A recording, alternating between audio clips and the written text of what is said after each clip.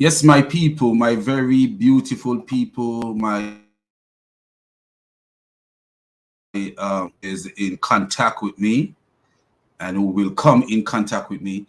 God bless you all. Thank you guys for listening to this Jamaican. So, as I always do, I want to say all praises to the triune God, the God who is above all gods, the God who gives us wisdom to decipher things and to make sense of sensible things and to make nonsense of things that are nonsense. And as I always say, Islam is nothing but nonsense. Um, it is crazy how I made RJ a mod. I think I did, but he's not showing up as a mod. I make a lot of people a mods, but I don't see them showing up as mods here. So I don't know if you guys can see yourself as mods. I have no idea if you can see yourself as mods, but I did make, I think, like 7 people mods. I will make some more mods because we see a lot of pornography and all that stuff coming up. But what I want to ask the mods is, please don't put the Muslims on timeout, because this is also for them. Whatever their comment is, as long as they don't disrespect our Lord and Savior and our God. If they disrespect me, it's okay. I'm just a man. I know how to deal with that. But we like their comment. Nim Grace. Oh, did I make you a mod? I don't remember, but I could do that sometime. Hi everyone, and thank you guys for being here. So today we are going to be looking at a topic, that is I don't want anybody who is from another race to be offended by this, because I am not racist in no way. To be real with you, I have a different outlook on slavery than a lot of people do. I actually look at slavery in a sense that a lot of people don't. When I look at what goes on in Africa and other places in the world, sometimes God have a way of doing things. I believe that God have a way of doing things. I would maybe be a Muslim if my ancestors were still in Africa. And for me, I think that God has done a great thing taking my ancestors out so that I am not a Muslim, because soul is more important. Soul is more important. Your soul is more important than what men do to your body. And sometimes sacrifices got to be made in order to change the outcome of certain situation. And sometimes God allow certain things to happen to change what would what was to stop things from continuing in that way. So anyway, I'm going to be sharing a video from our brother God Logic, and from the video we are going to communicate. I want to share a lot of the comments from our brothers and sisters. I really like to see what you are saying in this video, because sometimes when I'm speaking, it's difficult to pay attention to what you are saying, but I really want to see your interaction in this video. I was supposed to make the video earlier, but I'm a nurse, and when you go out there, sometimes your night is easy. Sometimes your night is easy. I show myself as a man. Okay. Christian Malik is a mod. He is a mod. So Christian Malik is a mod. Christian Malik is a mod, and a lot of people are mods. I think I make 7 mods, but I want to make more. Nim Grace and Daniel, he's been around a long time with me. So I want to make him a mod. Thank you guys for being here. I appreciate you and I love all of you. But so all praises to our Lord and Savior Jesus Christ, the one who, James 19, I need to make you a mod if I haven't already done that too. You've been around with me for forever, and Dragon Daenerys. I think she's a mod. I'm not remember. Dragon. I can't remember her last name. Anyway, so let's get into it. And there's a brother who have a channel. His name is Comment Warrior Jesus Christ Follower, something like that. Comment Warrior Jesus. I think he's going through some things. I don't know what he's going through. He's not telling us, but he's going through something because he's thinking about permanently giving up on his channel. And I don't know what's going on.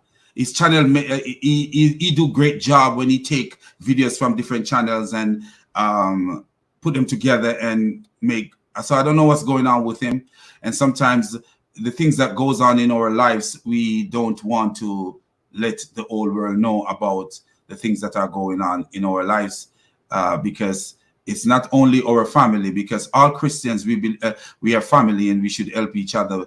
But sometimes it's not only our family that is listening to these our comments, and they take it and use it against us, and those are that's where the evil comes in. But let's get into the video and let's give the Holy Spirit the allowance, in the sense that we allow the Holy Spirit to guide us, and so that we don't make any error or misrepresent anything. And I want to thank God for a brother, Sam Shamon, because a lot of the knowledge that is going to be used in this video is from his research and his like, I don't know how this guy does what he does is crazy to me. Like, literally, the discipline he have to do these things must come from God Almighty. So I appreciate the brother.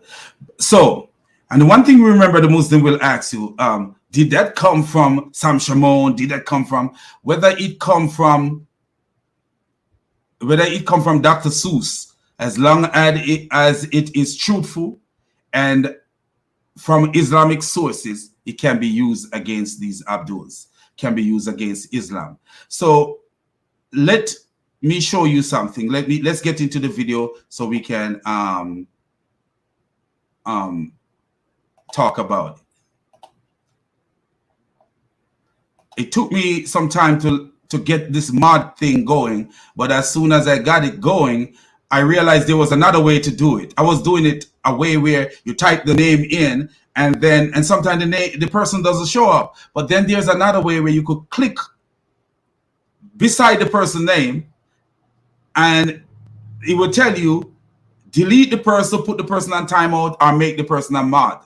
And that's how I get to do some mods last night when I had some downtime at work. So I appreciate all you guys, and I will make more people who have been with me throughout this, ordeal. Like my other station, my other channel, Islam is a Mess, is growing, and I have people who have been with me since, forever, man. It's crazy. Thank you guys, man. So anyway, let's look.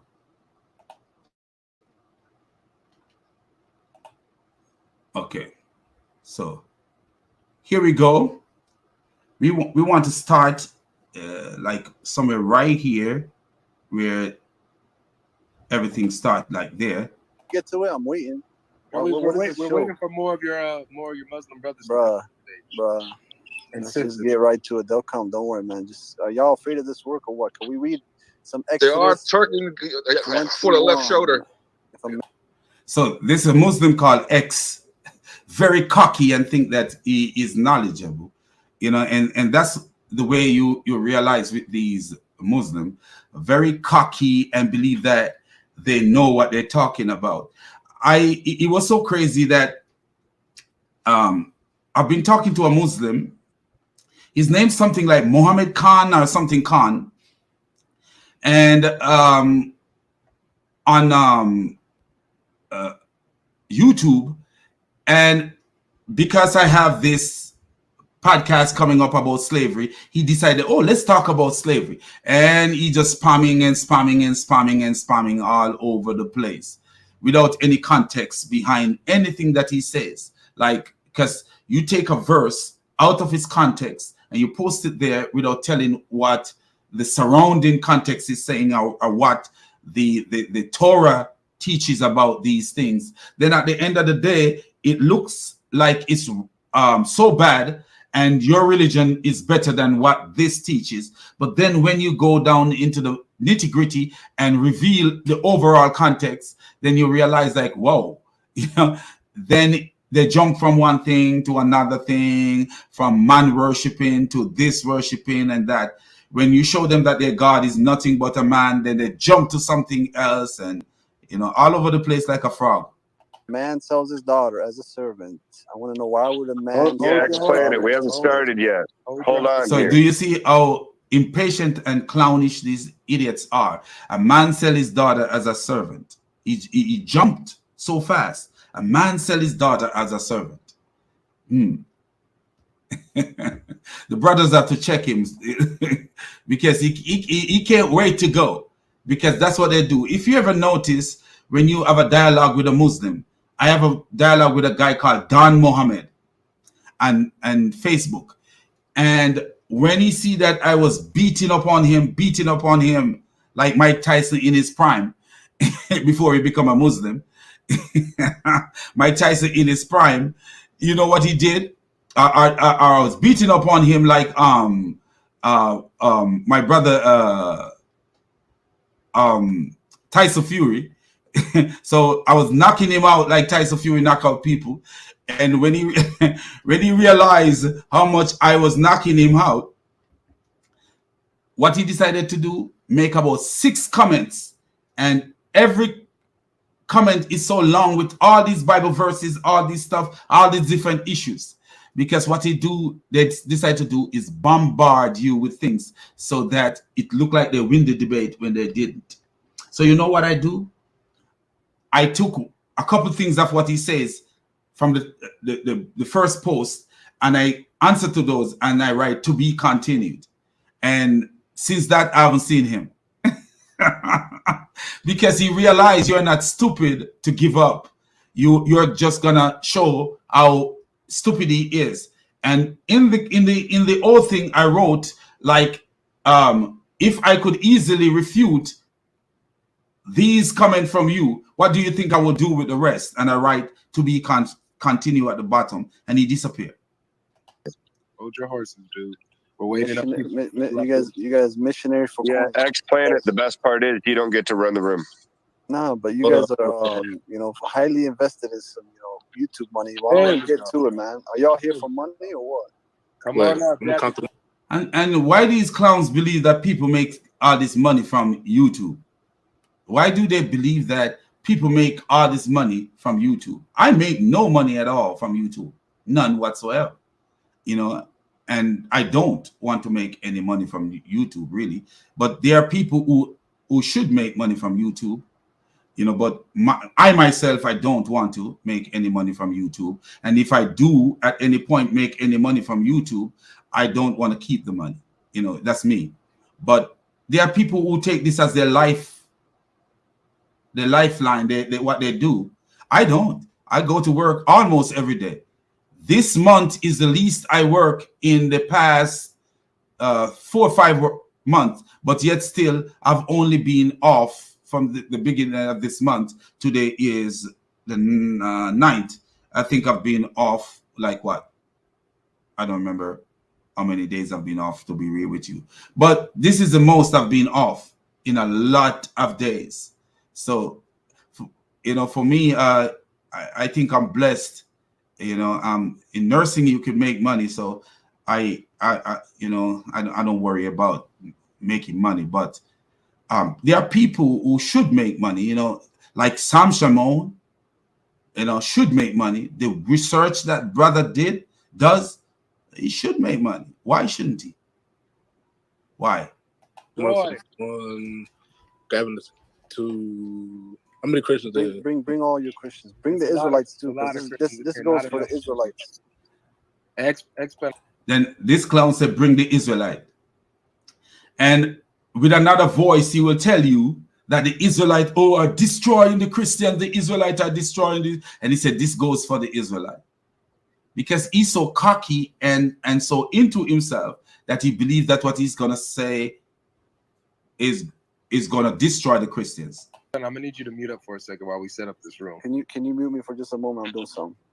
All right, Yeah, we got you. So, yeah. So what we're doing here is we're waiting for because there's a lot of Christians here already. We want the Muslims. So let's go up a Joe, little. X Planet, and who is this? Dappy Boy and Muhammad. I'll be honest with you. We're the only ones who want y'all. You know, you're so disrespectful. You know. Okay, so Dappy Boy, can real quick listen. So I'm only gonna, and I'm sure the other Christians are gonna do the same. We're only gonna bring things. And this is what the Muslims do. When you go to their podcast, they throw you all over the place, and you go to their rooms and stuff. They mute you. They do all kind of thing to you. But they are the biggest crybaby, just like Muhammad was a crybaby. Muhammad was going around robbing people, raping people, doing all kind of things to people. And then when they write poetry against him, he become a crybaby and kill them, and kill the people who were writing, because Muhammad was the biggest crybaby ever. Everything happened to Muhammad is God got to be involved into it. People go to Muhammad's house and he don't want to tell them to leave. He write a Quran verse and say it's God. Tell them no. When you come here, don't stay. Crybaby. Muhammad was the biggest crybaby, and this is why Aisha says, "I feel like your Lord hasten to fulfill your desire," because Muhammad was such a crybaby. Things from your sources, nothing from our own pocket. So the I got the problem Bible is, with me, don't worry. perfect. So the problem is, X, Dappy Boy, and Muhammad, if you are a Muslim as well. No, I don't think. Never mind, Muhammad. Dappy Boy and X. The problem is that once we're finished with you two, every Muslim on this app is going to say you two don't have knowledge. So I want the guys with knowledge. Can we get to it? So you start this debate by first stepping on our Dappy Boy, hold on. I'm sorry. And do you notice, Dappy Boy, you start this debate by first stepping on our. He never listened to when X was talking about in the beginning and kind of being condescending, because this is what they are, crybabies. All these Muslim Dawa donkeys are just crybabies. Crybabies they are. They have no balls whatsoever. That's literally what they are.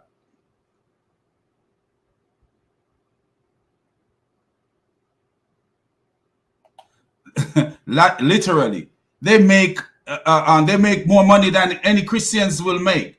Even Andrew Tate, you think Andrew Tate is doing this because he for free? No, they pay. You hear Mohammed Ijab actually in a video admitted that they have a budget on Andrew Tate. That they put a budget in on Andrew Tate. Where would you get a budget from if you don't have money? If you're not making money, where do you get a budget from? What does Mohammed Ijab do? What is his work? More than he make YouTube videos and stuff like that, and he have a foundations and other stuff. Because they are this donation, they make all this money to do what they're doing. And they are recruited to do what they're doing. The lying Ibn Farouk, he's recruited to do what he does. Ibn Farouk act like he's not making money, but he makes a whole lot of money from these stuff. That's what they do. Literally. Yep. They're so arrogant and they can't back up their arrogance. And that's the problem, you know, because if you look at what will transpire, you will see. Somebody, X, do you have life blocked? I got 0 people blocked. I do not block. Right, well, Can you admit you blocked me? I'm still gonna move you down. It's all right. I'm still gonna move you down temporarily because he can't get in. You'll be the only one that has a I'll block. go down, but I don't. You watch this, you won't bring. All right. So one person have life blocked, and life is the guy from Defund the Devil. So do you see they're already blocking people? You know, I don't believe in blocking any Muslim unless they are disrespectful to our Lord and Savior Jesus Christ and our God. I believe that let them talk, because sometimes what comes out of their mouth you can use against them. It's easy to use what comes out of their mouth against them. If you guys go back and watch one of my video on Islam is a Mess, it's not on Shake Your Booty, it's not on that channel, it's on Islam is a Mess. If you go back and watch one of my video about me disciplining Dawa Donkey, you will see where the Muslim kicked me off his stream, but I was persistent to reveal him. And I have him saying that the reason Ibn Masud did not want Zayd to compile the Quran is because Ibn Masud did not like Zayd. And that's not true. That's not true. Ibn Masud think that Zayd was a fraud and he was deceitful. He think that the recitation of Zayd Quran was not correct. And you see in the video where I actually show what Ibn Masud actually, why he was against Zayd. He actually said there is deceit in that man. There is deceit in him. There is deception in him. It goes so far that Uthman have the people beat up Ibn Masud, and Ibn Masud was one of the 4 men that Muhammad said to learn the Quran from. And they beat that man so bad that they broke 2 of his ribs, and he ended up having hernia from the beating. And then they arrested him and he died in prison. Can you imagine that? If Jesus was saying to you, because Jesus told us to learn from his disciples. In Luke, I think Luke chapter 13 verse 10 or Luke 10 verse 13, if I remember correctly, he told us, he said, learn from his disciples, listen to his disciples, if I remember correctly. But can you imagine if he was telling us as Christians and the people who live in those days who were Christian, grab the disciple, Christians I'm talking about, grab the disciples, beat them up, break their ribs, and then lock them up in prison until they died. Do you see the evil of Islam? Let's try to get him in. We got Omar down there too. He's claims to be a knowledgeable Muslim, so let's make sure we get him up here. Perfect. Don't forget, ladies and gentlemen. One happy Muslim. Man, this is, I thought this was.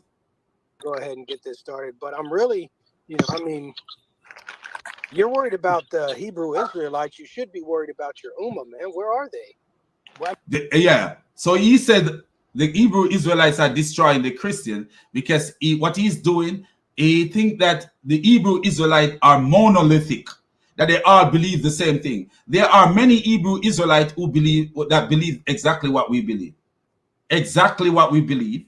There are many Hebrew Israelites. I've encountered different kind of Hebrew Israelite, and there are many Hebrew Israelites who believe that Jesus is God, Jesus is the Messiah, salvation come to Jesus, salvation for all people.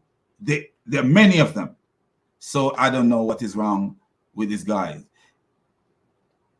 But do you hear where he say, bring the Hebrew Israelite and we destroy them? And then now, just a while ago, what he actually says is the Hebrew Israelites are destroying us Christians, as if they are, because that's the same thing that they do with the Jews. Now they're bandwagoning with the black Hebrew, the so-called black Hebrew Israelite, and the same thing they do with the Jews like Tovia Singer, even though the Jews don't believe that Muhammad is a prophet, and the black Hebrew Israelite don't believe that Muhammad is a prophet. They actually believe that Muhammad is a false prophet and a nasty bastard. I mean, I'm right here, man. these got look. there's There's my an ummah. There's Yeah, an ummah Lunch that made has it in. one follower. Like I have All an right. ummah on my own. I'm right here. okay. So I see how this goes. So once you get utterly destroyed, then all the Muslims can say, "Well, we weren't there." I got it. No Danny, problem. let's stop the chit chat. Who's? I want no logic. No one else come up. Where's Deppy Boy? It's me and the biggest Come back Christian up, Deppy. apologist on this app. One on. Do you see? He's so confident in his dumb self that he he can take on anybody on the panel. That's how confident this clown is, and and the way he's acting. Look at how he's just gonna go off without context. Just listen to him in a minute. He's coming up in a minute. One, please. Like I'm saying, pretty please. Thank you. All right. I'll be right back, everyone. I gotta go pray. All right. Well, go ahead, pray. Pray for X. Yeah. And I'll Look at this. One Muslim say, "I gotta go pray," and the other one say, "Go pray." Do you see this ritualistic dumbness that they do called prayer? Do you see? Prayer is a thing for any Christian. You could pray wherever you are. Prayer is a thing that you could just pray wherever you are, because we have a Father that we can talk to at any given moment. Driving in your car, even while you're talking, you could actually be praying while you're talking, because our mind is so powerful that you could be prayerful while you are speaking. Even I'm speaking now, and I could be speaking to God at the same time, because what? Our mind is like that. While our mouth is speaking, our mind could be saying something to God, like, praising God, thanking God, all this thing, glorifying God. But this religion is such a ritual that say, "I gotta go pray," and then the other Muslims say, "Go pray." He's not as disciplined as. And what did Muhammad say about the person who missed prayer? Wow. Allah name. Amen. Y'all better give that left shoulder some reward. All right, ladies and gents. So this is how we're doing this. So for the first 30 minutes, we're going to allow the Muslim to make their argument against Christianity, against the Bible, on slavery, whatever objections they have and make up. We're going to spend 30 minutes doing that, going back and forth on that specific topic, slavery in Christianity. No segueing, no going off topic, no nothing else. And then after that 30 minutes is up, is going to be now the subject of slavery in Islam. Okay? And so we'll be making our objections and arguments against the Muslims on that aspect. No switching up, no going off topic, no running. So this is what we agreed to. This is what we're going to do. So we're going to go ahead and start now. I'm about to start the timer. Any Muslim on the stage can start off by giving their argument on slavery in the Bible.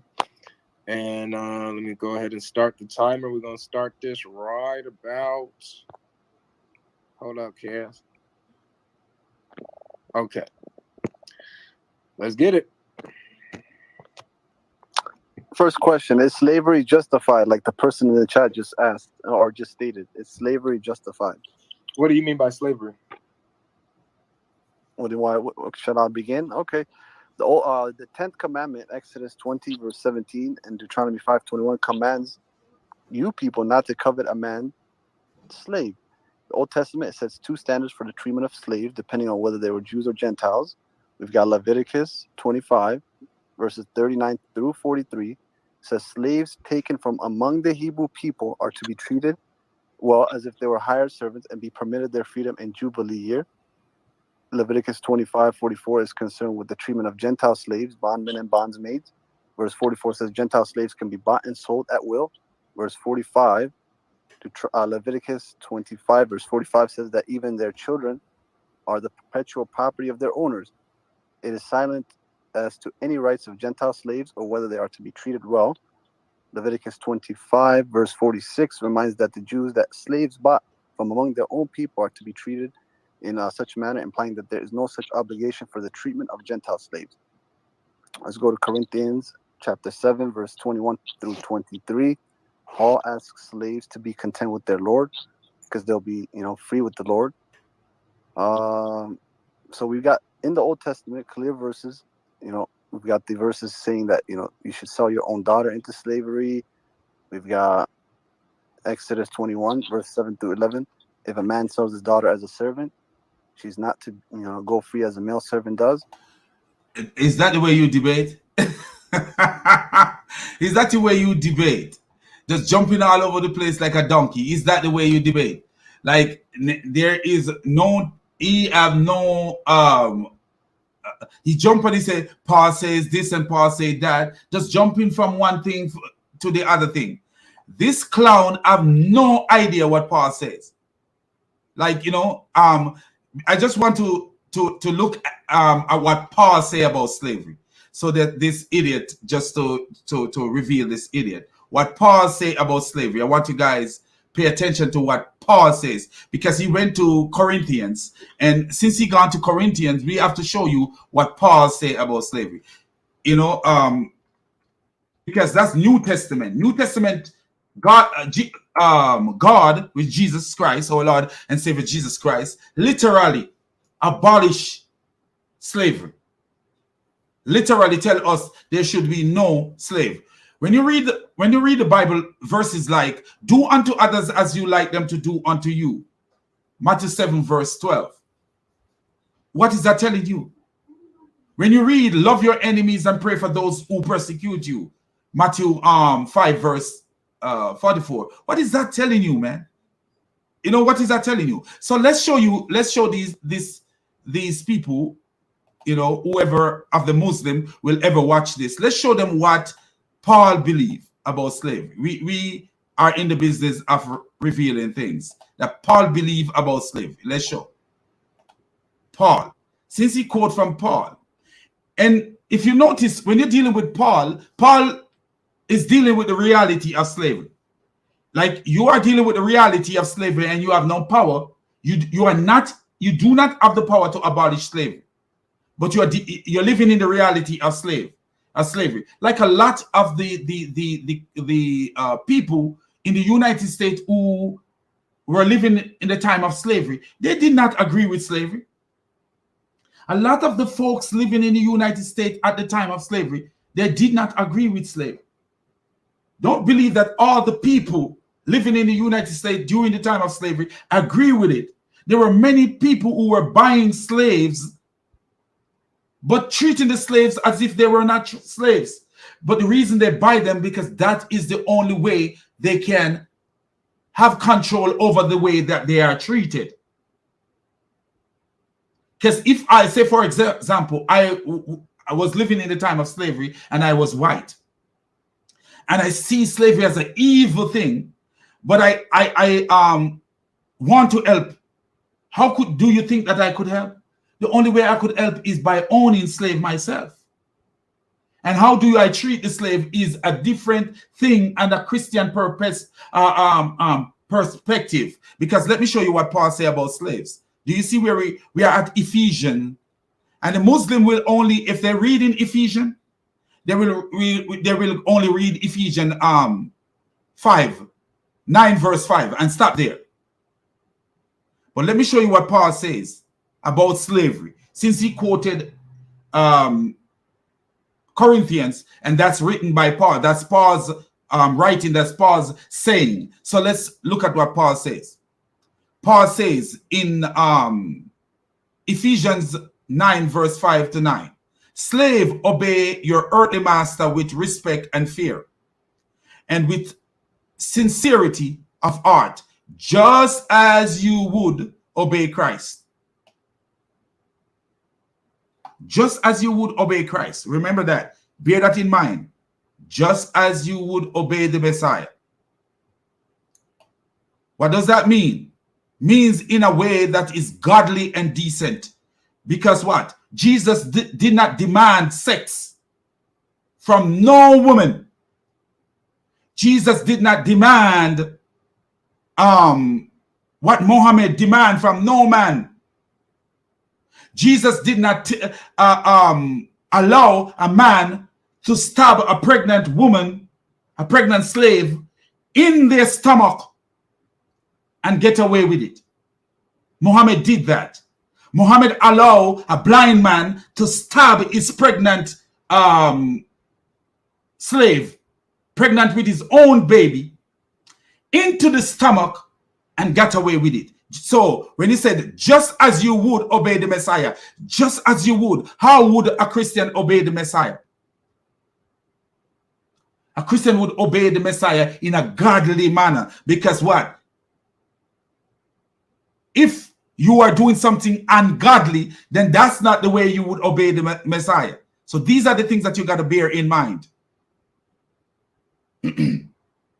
Paul continue, obey them not only to win their favor when their eye is on you, but as slaves of Christ. Notice what he says. As slaves or even servants of Christ, doing the will of God from your heart. Notice what he says. Doing the will of God, meaning doing what is righteous in God's sight, not doing what is evil and ungodly. What is the will of God is not for a woman to have sex with a man outside of marriage. But Muhammad was allowing his bandits to have sex with women, and guess what he would do? Even sell them. He would even sell the women after the women have children. After the women have children for these Muslim men, they would go ahead and sell the women after that. After that. Let me show you that. Let me show you how evil Muhammad was and his bandits were. Let me show you. So look at this right here. Look at this right here. In the business of revelation. Look at this. Sunan Abu Dawud 3954. Narrated Jibir ibn Abdullah. We sold slave mothers. What do you think this means? We sold slave mother during the time of the messenger of Allah and of Abu Bakr. When Umar was in power, he forbade us and we stopped. Umar have more conscience than Allah's messenger. What do you think slave mothers mean? Let me show you. Do you think that it means that a slave that was pregnant by another slave? No. Watch this. We used to sell our slave women and the mothers of our children. Sunan ibn Majah 25:17. Do you see the evil donkey religion? Do you see the donkey religion that these clowns are trying to compare to God's religion? Do you see the donkey, the wicked donkey religion that these clowns are trying to compare to God's religion? Do you see the jackass religion, the clown religion, the clown God and the clown prophet that these dumb dawa donkeys are trying to compare to God's true religion? Do you see it? Look at it, my people, and you will see. You got eyes. You will see these things. We used to sell our slave women and the mothers of our children, meaning slave women who have children for them. Can you imagine that? After a woman have a child for you, you sell that woman as a slave. Whoa. Whoa. Let's get back to what Paul was saying. Let's get back to what Paul was saying. Do you see the donkey religion? Do you see the wicked donkey religion called Islam? Let's get back to what Paul was saying, because we're going to go through this thing and we're going to reveal some things. So here is Paul again. Let's get back to what Paul says. The will of God is not for us to be sinful, because Paul says doing the will of God from your heart. That's what Paul says. Paul said to do the will of God from your heart. The will of God is not for us to be sinful, but for us to be righteous. So Paul was not telling the slave to obey the master in a sinful way. Paul, look what Paul says. Paul continues. Serve wholeheartedly as if you were serving the Lord, not people. Meaning in a righteous way. You're doing the will of God. There is no way you could be doing the will of God and doing evil at the same time, because God doesn't require you to do evil. The Messiah tells us to do unto others as we like them to do unto us. And the Messiah also tells us to love our enemies as we love ourselves. But look at this. It's not finished yet. Listen to this. Paul continues, because you know that the Lord will reward each one for whatever good they do. Whatever good. The Lord will reward you for whatever good you do. Not bad. Not having sex outside of marriage. Not perverting yourself. In the Quran, I think it's Surah 24:33 or something like that. Allah actually tell them, do not prostitute your slave women. Let me actually find it and read it. I show you how wicked this God of Islam is. Perverted. Or perverted, that idiotic clown they call a God was.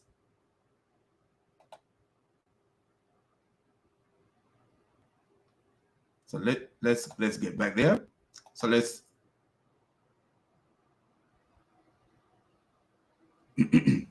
read it.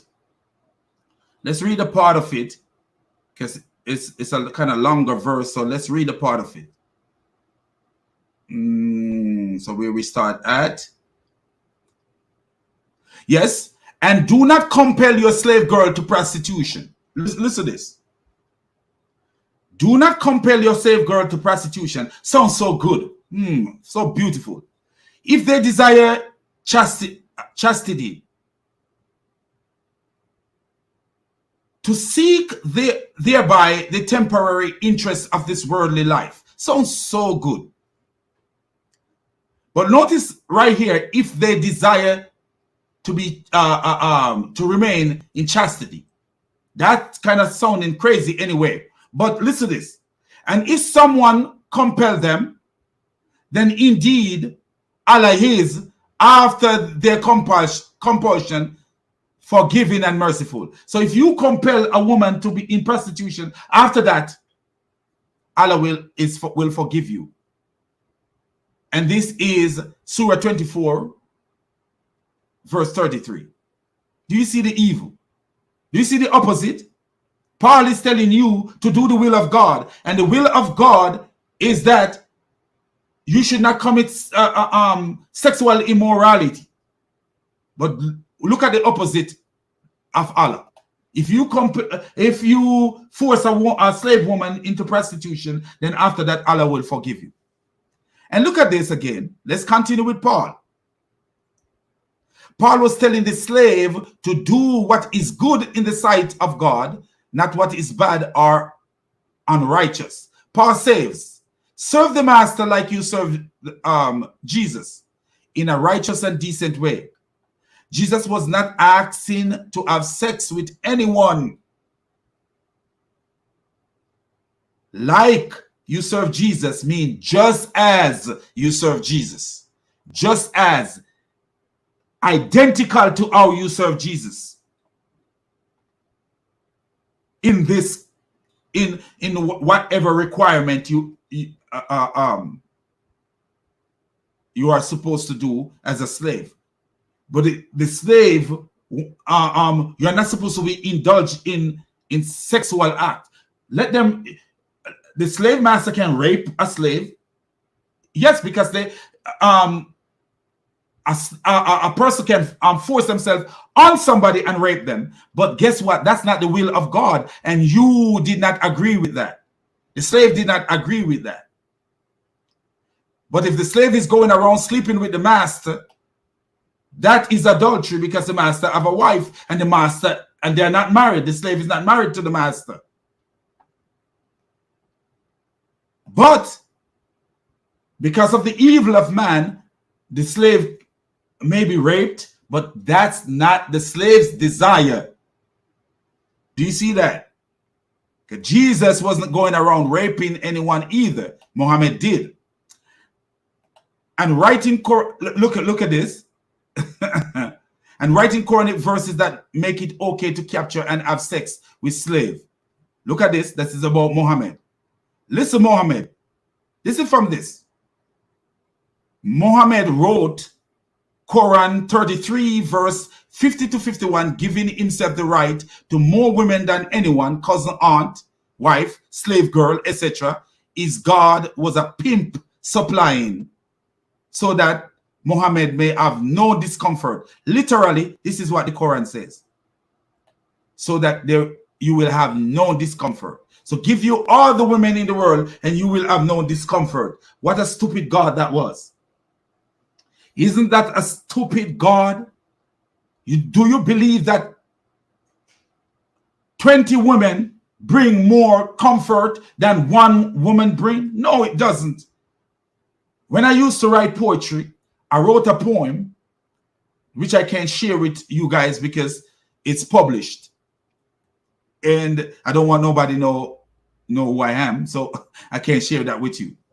But the poem I wrote has something to do with something like that. I have something to do with multiple women versus one woman.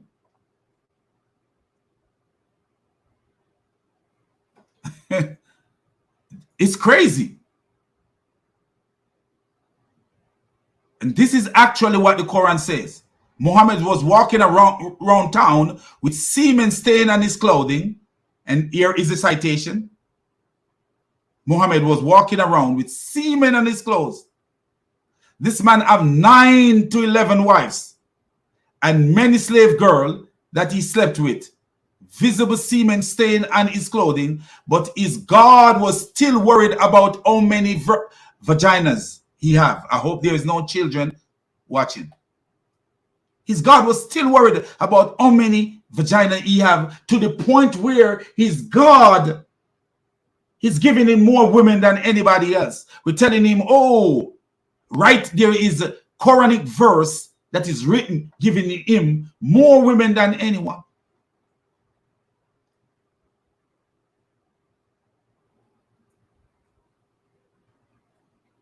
So let's get back to what Paul says. Now, look at verse 9, what Paul says in verse 9. Paul says, masters. Now he's addressing the master. He says, treat your slave in the same way. Wow. Do you hear what Paul said to the master? Treat your slaves in the same way. That means whatever the slave do to you, the righteous thing that the slave do to you, you need to return that favor to the slave. Does that sound like slavery? The slavery that we had, 400 years of slavery that we had? Does that sound like the slavery we have here in America? Does it sound like that slavery? No, it doesn't. It doesn't sound like that slavery. I'm not saying that there were not slave masters who practiced this, because I do believe there were Christian slave masters who were practicing this kind of family relationship with their slaves. That's what I believe. I don't believe all the slave masters in the United States were cruel people. No, I don't believe that. I don't believe that.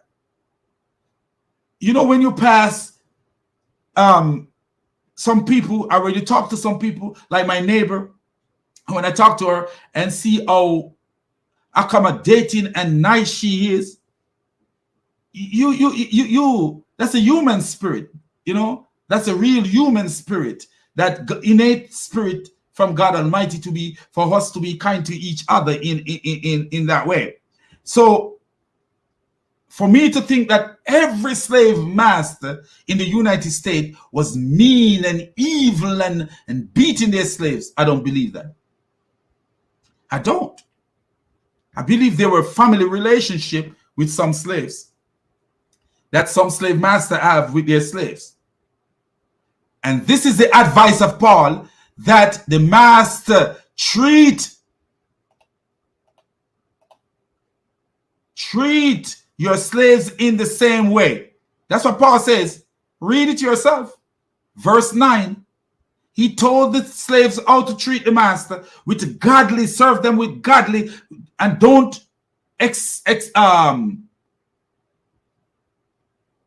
go outside of the will of God. And then he's saying to the master, treat your slave in the same way. And do you remember there was a story, I can't remember the name of the guy, where Paul actually met a slave, and the slave became a Christian. And Paul is sending the slave back to the master, and Paul wrote a letter and tell the master to receive the slave back as a brother. Let me see if anybody in the chat knows that instance. Anybody can post that. I can't remember the name of the slave. If the slave was, is it Simeon? I can't remember. But I remember Paul is sending this man back to the master with all the knowledge that the slave have about God, about Jesus, and he's sending him back. And he wrote a letter with the man and tell the master to accept the slave as a brother, because that's what Christianity and slavery is about. The reality of slavery is real. It's not like, oh, slavery is not real. It is real. Totally real. Totally real. Even today, there are slavery in places of the world. In Muslim countries. In Muslim countries, I've told you guys before to look up Kenyan women going to Saudi Arabia to work, like a lot of Jamaicans come to the United States to work in the hotel industry and the farm industry and other stuff, in farming and other stuff, and nobody treat them like a slave here. They are treated like family here. It's so crazy that the experience that some of these Jamaicans come back home, when I was back home in Jamaica, and tell me about their experience here as a farm worker here in the United States. And nobody was telling me a story, oh, well, man, they work you like a slave and they treat you so bad and they do this. No, there was none of those stories. I wanted to come to work as a farm worker. I was looking eagerly into come working in the farms here in the United States. I was. Because I've never heard a story where anybody beating anybody in. But guess what? Right now, you look Kenyan women enslaved in Saudi Arabia and see how many videos come up. I'm sure you'll find more, maybe over 7-8 videos come up about Kenyan women and other women of Africa enslaved in Saudi Arabia and Qatar and what's the other one that Andrew Tate was in the other day? The one that Andrew Tate visited the other day. When he become when he made the lateral move to become a Muslim. Enslave Africans in those countries. Do you see what happened the other day in to Nigerians in what was that? Libya? Look it up. Muslims enslaving people. And guess what they were enslaving? Nigerian Muslims. What a beautiful religion. So listen what it says. This is what verse 5 and verse 6 says. Say, serve them as you would serve Jesus. Do you notice what verse 5 and verse 6 says? Serve. So if Paul is saying treat your slave, not what Paul say, treat your slave in the same way. And notice what Paul says in verse 5 and verse 6. Serve them like you serve Jesus. This is what verse 5 and verse 6 say. Do you see that? So Paul was telling the slave master to serve the slave like you serve Jesus.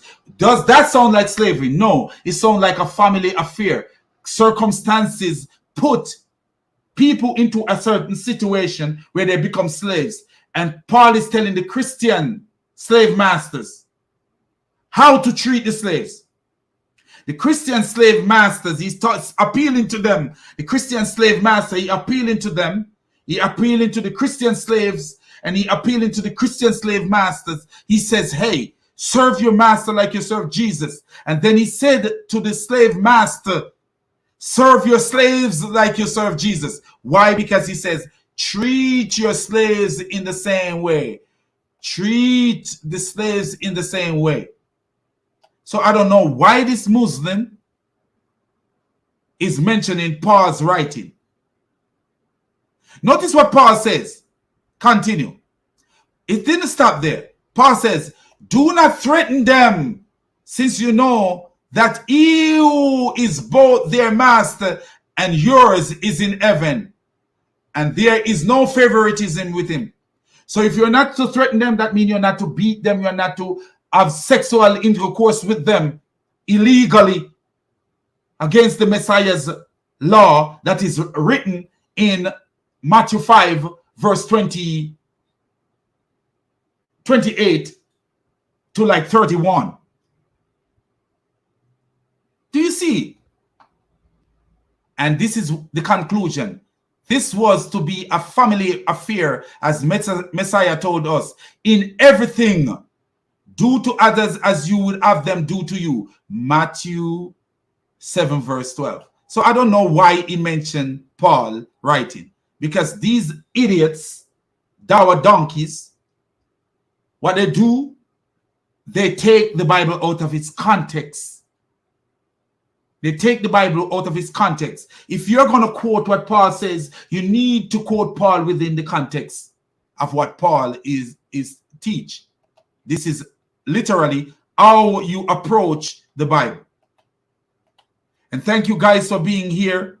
Right now I have 26 people, 27 people watching, and all glory to God Almighty, all glory to our Lord and Savior Jesus Christ. Between both channels, we have 26 people watching. So thank you guys for being here.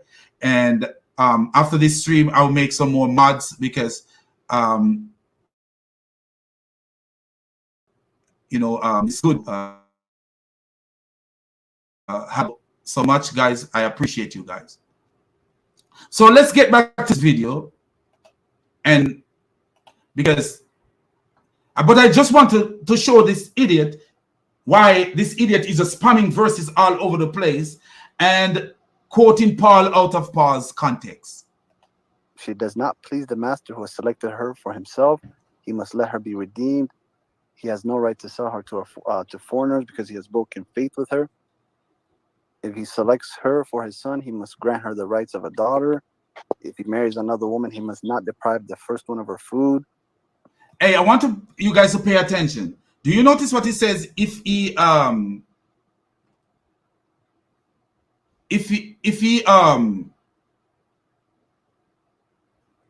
married to the master's son, he must grant her the right of a daughter. Wow. And do you remember the hadith that I just read where Muslim men were selling the mothers of their children? Sunan ibn Majah 25:17.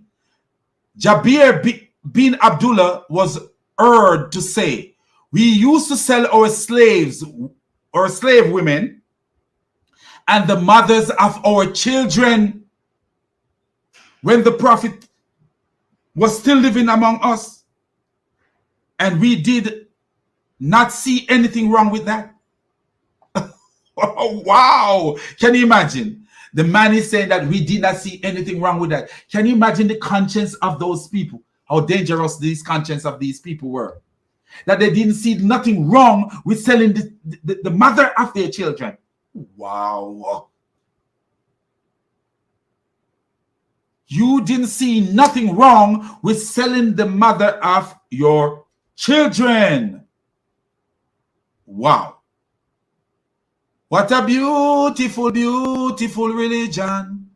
Stay far away from this religion. Move quick with precision. Don't you delay in the valley of undecision. Move away far from this religion. Move in the opposite direction. Move to perfection. Jesus is perfection. Yeah. Clothing, marital rights. We got Leviticus 25. I just did that. Never mind. Yeah, so I mean, it's throughout the Bible. I mean, Look at it. I just did that. Never mind. This is when you are disorganized and just want to rant. What is slavery? It's clear. We got daughter selling. We've got, 7 years rule. It's all over. Like there's specifications on how long it should be. It's clear. Like, are you guys saying this is justified? Yeah. So when you say slavery, you still didn't tell me what you meant by that. You just read some verses in the Bible on when it mentions slaves and how to handle certain slaves. When I asked you, what do you mean by slavery, you still didn't answer that. So let me be more specific with the question. With slavery, do you mean the subjugation of people by force and forcing them into slavery out of their own will, stealing them from their homelands and forcing them into labor in your camp?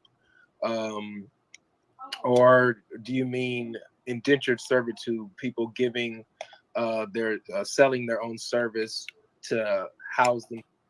What isn't that wisdom? This brother God Logic, I like the wisdom that he came with, because what this Muslim doesn't understand is that there is indentured servant, and the word that is used to translate as slave also translate as servant. And an indentured servant is totally different from a slave. A slave in the sense of what slavery is in our mind today.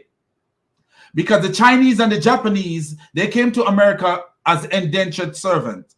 And I think the Indian and Chinese came to Jamaica too as indentured servant. Because many people believe that Jamaica is all black.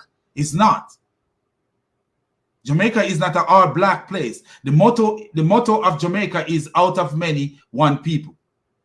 Out of many, one people.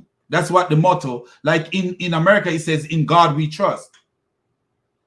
In which we in America, we no longer trust in God because we take God out of everything. And this is why we see some of the craziness happening today, like all these LGBTQ.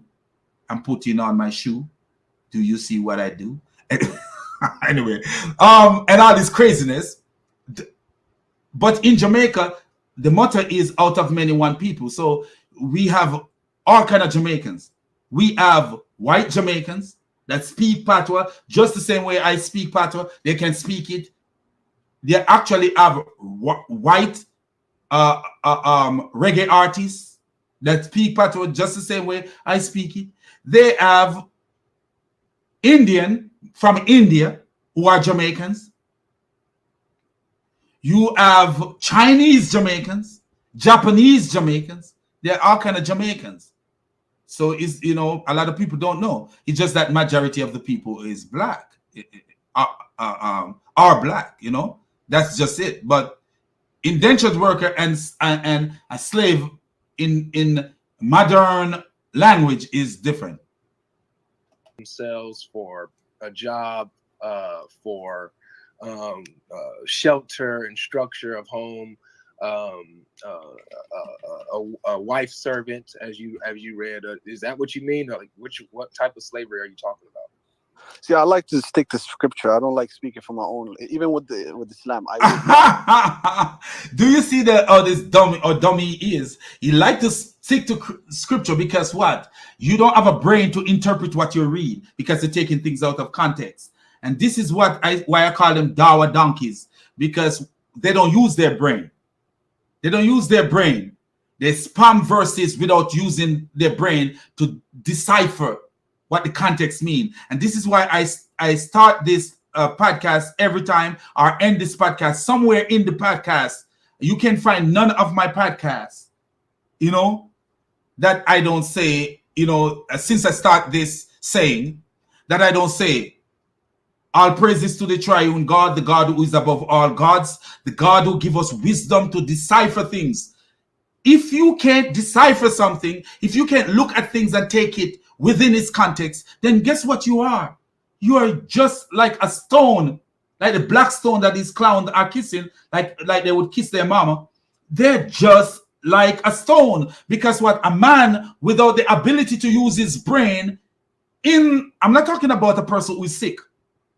I'm not talking about a person who is sick.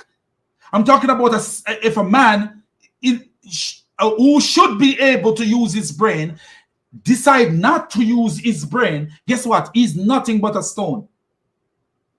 He's nothing but a stone, because what? Stone can't use their brain. Stone cannot use their brain because they don't have a brain. In the Quran, the stupid Quran says the mountain refused Islam. In Surah 33, verse 72, he said the mountain and refuse Islam. The mountain have a brain to refuse Islam. You know, the Bible speaks about algorithms, but that's not the algorithm. He says, hey, we give religious obligation to the mountains, and they refuse it because they were afraid. This is these idiots acting like the mountain. They don't use their brain. The mountain is even using, according to the stupid Quran, the mountain have more brain than these Muslims, because the mountain reject Islam. They were scared of it. They're scared of the stupidity of it and the danger of it.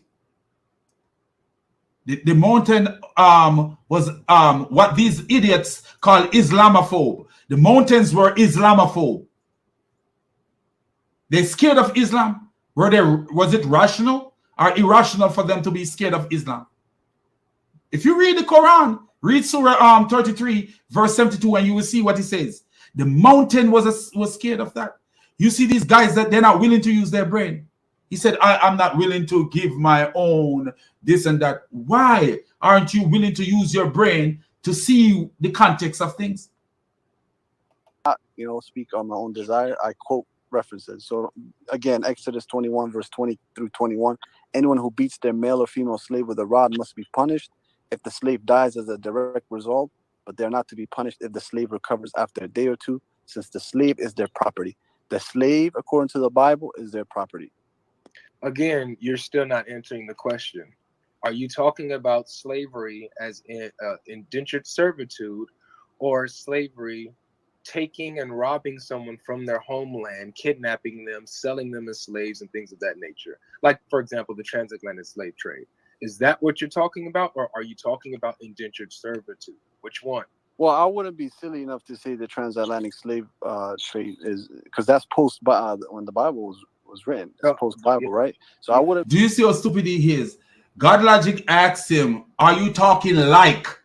You know, he give a reference. Are you talking like, say, the? And he said that's post the Bible, because this idiot is not willing to use his brain. Be referring to that. Of course, I would be, quoting these references that the same people who practice the transatlantic slave trade, they applied these verses. Where did they get these? Where did they get these rules and regulations from? The Bible. So, like, do you see how stupid this guy is? Where do they get this rule and regulation from? The Bible. If they were following Ephesians 5, Ephesians 9, if they were following Ephesians, if they were following Ephesians, the book of Ephesians, do you think that they would have done what they done if they were following Ephesians, the book of Ephesians? Do you think that they would have done exactly what happened? No, they would not. If they were following the book of Ephesians, 9 verse 5 to 9, that would have never happened. Never at all happened. So at the end of the day, what law are you governed by? The law of the era that you are living in are the law of past era. It's like me saying, okay, there was a time when people could do certain things in Jamaica. There was a time when there was a law against homosexuality in Jamaica. Literally, where homosexuality were imprisoned in Jamaica. Do you think that the police can imprison a homosexual now in Jamaica? No, they can't. They can't. Because that law doesn't exist no more. So do you see how stupid these Muslims think? Like, okay, there's a law that was given to the Jews at the time of Moses, and so this idiot is saying that, okay, this law is what the people who were taking slave in the transatlantic slave trade and the sub-Saharan trade slave were following. See, there is, the sub-Saharan trade slave, were they following Muhammad? Because there is the transatlantic slave trade, and there's also the sub-Saharan trade slave, where where Mohammedans were enslaving black people. So if the people from the West were following the law of Moses, who were the Arabs following? The law of Muhammad? Do you see how dumb this guy is? You follow the law that you are living under. We are living under the Messiah's law. According to Paul, that this idiot quoted, we are living under the Messiah's law. We are not living under Moses' law. We are living under the Messiah's law. So if anybody were supposed to follow the Bible, why are you following the past and not what the present says for you to do? So I don't see what this clown is talking about. Nobody follow the Bible. The evil of man. The evil of men cause slave trade, not the Bible at all. The Bible have nothing to do with the slave trade that happened in the United States.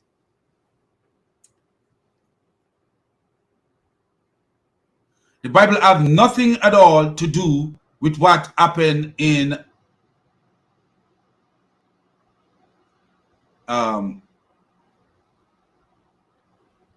America or in Jamaica or in anything. It's just the evil of men that cause these things to happen. And let me show you something that Paul says. Let me read something that Paul says. Since he quote for Corinthians, let's read something from Corinthians. 1 Corinthians 9, verse 21. Those who are without law, as without law, though have been without the law of God, but under the law of Christ. So we are under the law of Christ. And there is nowhere where Christ told us that we should enslave anyone. A matter of fact, Christ even told us to love even our enemies. Matthew 5, verse 44. And notice what Paul says in Galatians 6. Bear one another burden, and therefore fulfill the law of Christ. Do you remember what Paul said in Galatians 9? Ephesians 9? That the slave master need to treat the slave the same way the slave treat the slave master. And then you hear what he says here, bear one another burden. That means he's telling the slave master and the slave to bear each other's burden and thereby fulfill the law of Christ. Galatians 6, verse 2. I don't know what this clown is talking about. So nobody was following the Christian principle. No slave master who went to Africa and initiate slave trade were following God's law. As I say, there were many slave owners who were following God's law, because what? They did not, I do believe with all my heart, judging from what I see by my communication with people, and you want to tell me that all the people who came to the United States, all of them were in one accord and one heart towards humankind. No, they weren't. And why do you think that the slaves were freed?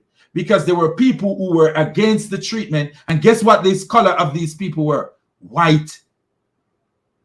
Christians, white, who were against slave trade. And they started the underground railroad where there's free slaves, where they were freeing slaves. Some of them were buying slaves and freeing slaves. Some of them were actually helping slaves who run away, and some of them were helping slaves to run away. They helped slaves who run away, and some of them were helping slaves to escape. This is, and putting their life at risk to free people. So I don't believe in this nonsense and this this blanket statement where you crowd all people in the same thing as if all white people are evil, were evil. No, I don't believe in that. And are evil. No, man. Since I've been here in the United States, I've gone through so much evil amongst blacks than I go to amongst whites. It's just the reality of it. Not that I'm saying that black people are worse than white or white. It's just life. It's just life. That's what it is. That's what life is, man. Slaves, how to go ahead and take them as captive. Yeah. So, yeah, I'm not saying they're indentured servants. No, absolutely not. Okay, got you. So you're saying the type of slavery, you're accusing the type of slavery that you're saying is wrong is, for example, how is it wrong? The type of slave I'm asking. This is what I'm trying to get you to say. I want you to give us your position. Are you saying that indentured servitude is wrong, or are you saying that the type of slavery, like for example the transatlantic slave trade, that type of slavery is wrong?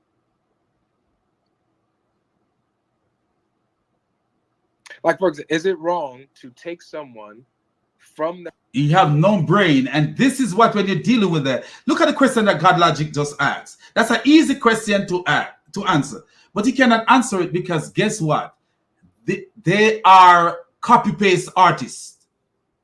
They are copy-paste artists, and they have no brain cells. They don't believe that using their brain cell is a part of a human condition. Is to use their brain cells to the maximum capacity to think about things and to decipher things, because it's a gift from God Almighty. God gives us free will to think about things, and we are created in that image with that ability to think about things in the most critical way. Look at what man is able to do. You know, when I came to the United States, because I'm coming from a third world country, and the biggest bridge in Jamaica at the time was a flat bridge, a bridge called Flat Bridge, which to me was like, when I passed there, I'd be like, wow. But then when I came to America and go back to Jamaica, Flat Bridge is nothing. Flat Bridge is like nothing, because I realized with technology, the advancement that men, when I talk about men, I'm talking about human being, not just man, like male. I'm talking about all mankind. The advancement that our brain, the ability of our brain, like I as a nurse, and the amount of things that I learn about things, I'll be like, wow, I didn't even know these things.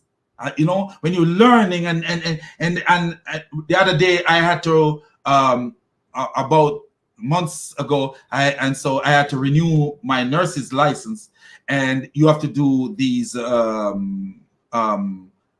CEU, continue education unit, where you have to study these things and, you know, take tests and pass and all this stuff.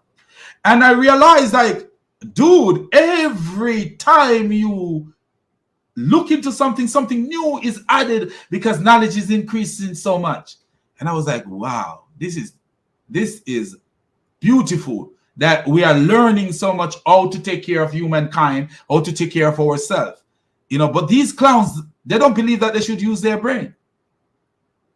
Ask you a question, a simple question like that, and God Logic have to repeat repeat himself. Their home or raid a village unjustifiably and force people into slavery. Is that wrong to do? Force them into forced labor against their will.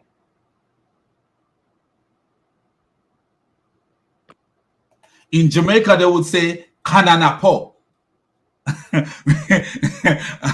They would say, notice how long you take to answer it. They would say kananapo, meaning that his head is gone. He have no brain, no wisdom to answer. It's like he's stupefied. He's crazy. Like nothing. He have nothing to offer. He came with the ability, with the mindset to run over God Logic and all the people on the panel who is involved in this thing. And when you realize it backfiring on him from the get-go. X. Did he run away already? My bad. I was muted. I was speaking. My bad. In my worldview, that's absolutely wrong. According to the Bible, that's exactly what happened. All right, beautiful. And do you notice what he says? In his worldview, it is wrong to go invade somebody's land and take slave. And that's exactly what Muhammad did.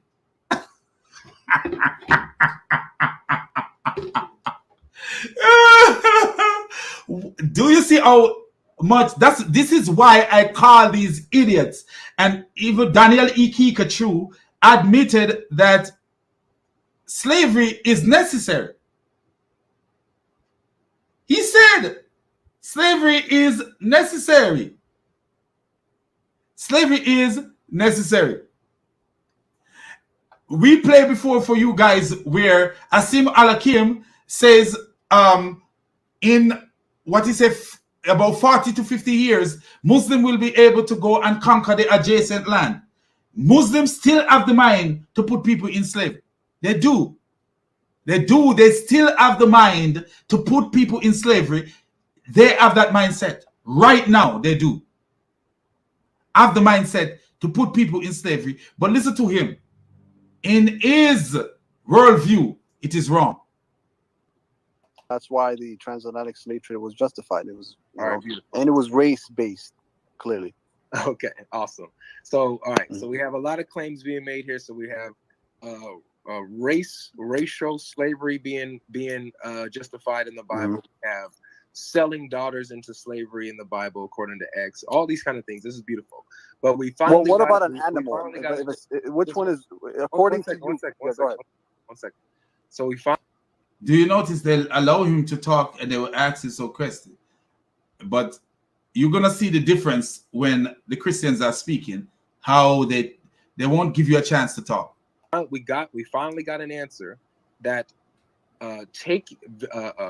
raiding a village and taking people unjustifiably and forcing them into labor, forcing them into slavery against their will, kidnapping people from their homeland and forcing them and selling them into slavery, according to X Planet's worldview, is wrong to do.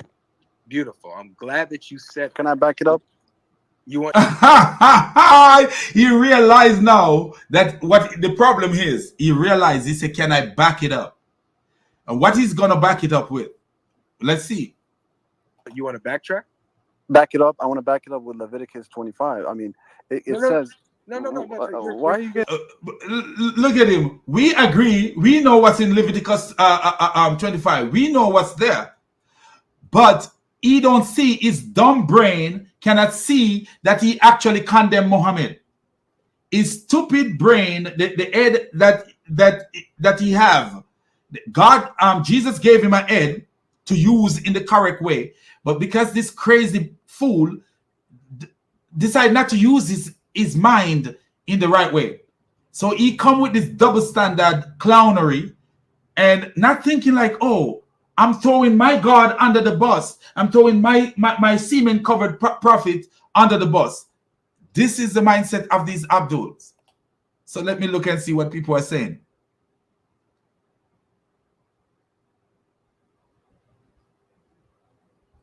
I love this comment. We human, we all are bad with the propensity to do good. Don't matter what race. There's no race that is better than another race. We could boast and talk and, you know, there is none of us, no race at all that is better than another race. It is all in our mind to think this stupidity as if our race is better than the other race. Thank you, brother. Our race is not better than no race. I'm not into I'm not into racism. I don't deal with racism. You know, I see racism because I'm not blind, and racism come from black side and it come from all other sides.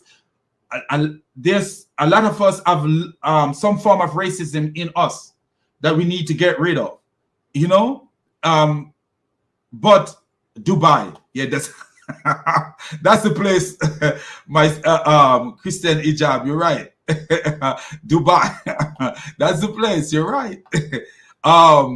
That Andrew Tate went to. They enslave Kenyan in Dubai and other African nation. I'm telling you, look it up if you think I'm lying. look it up if you think I'm lying. Look at two different sides of the story. Watch this. This clown say Andrew Tate is top G, and my brother say Andrew Tate is a moron. Do you see? There is no race that is better than another race. And this is true. Slavery is alive and well in Islamic world. Totally truth. This is not a lie. It's not a lie. Right now, slavery is alive and well in Islamic world. And Muslims are still thinking right now on a big scale to enslave white, black, Chinese, Indian, whoever they can get to enslave.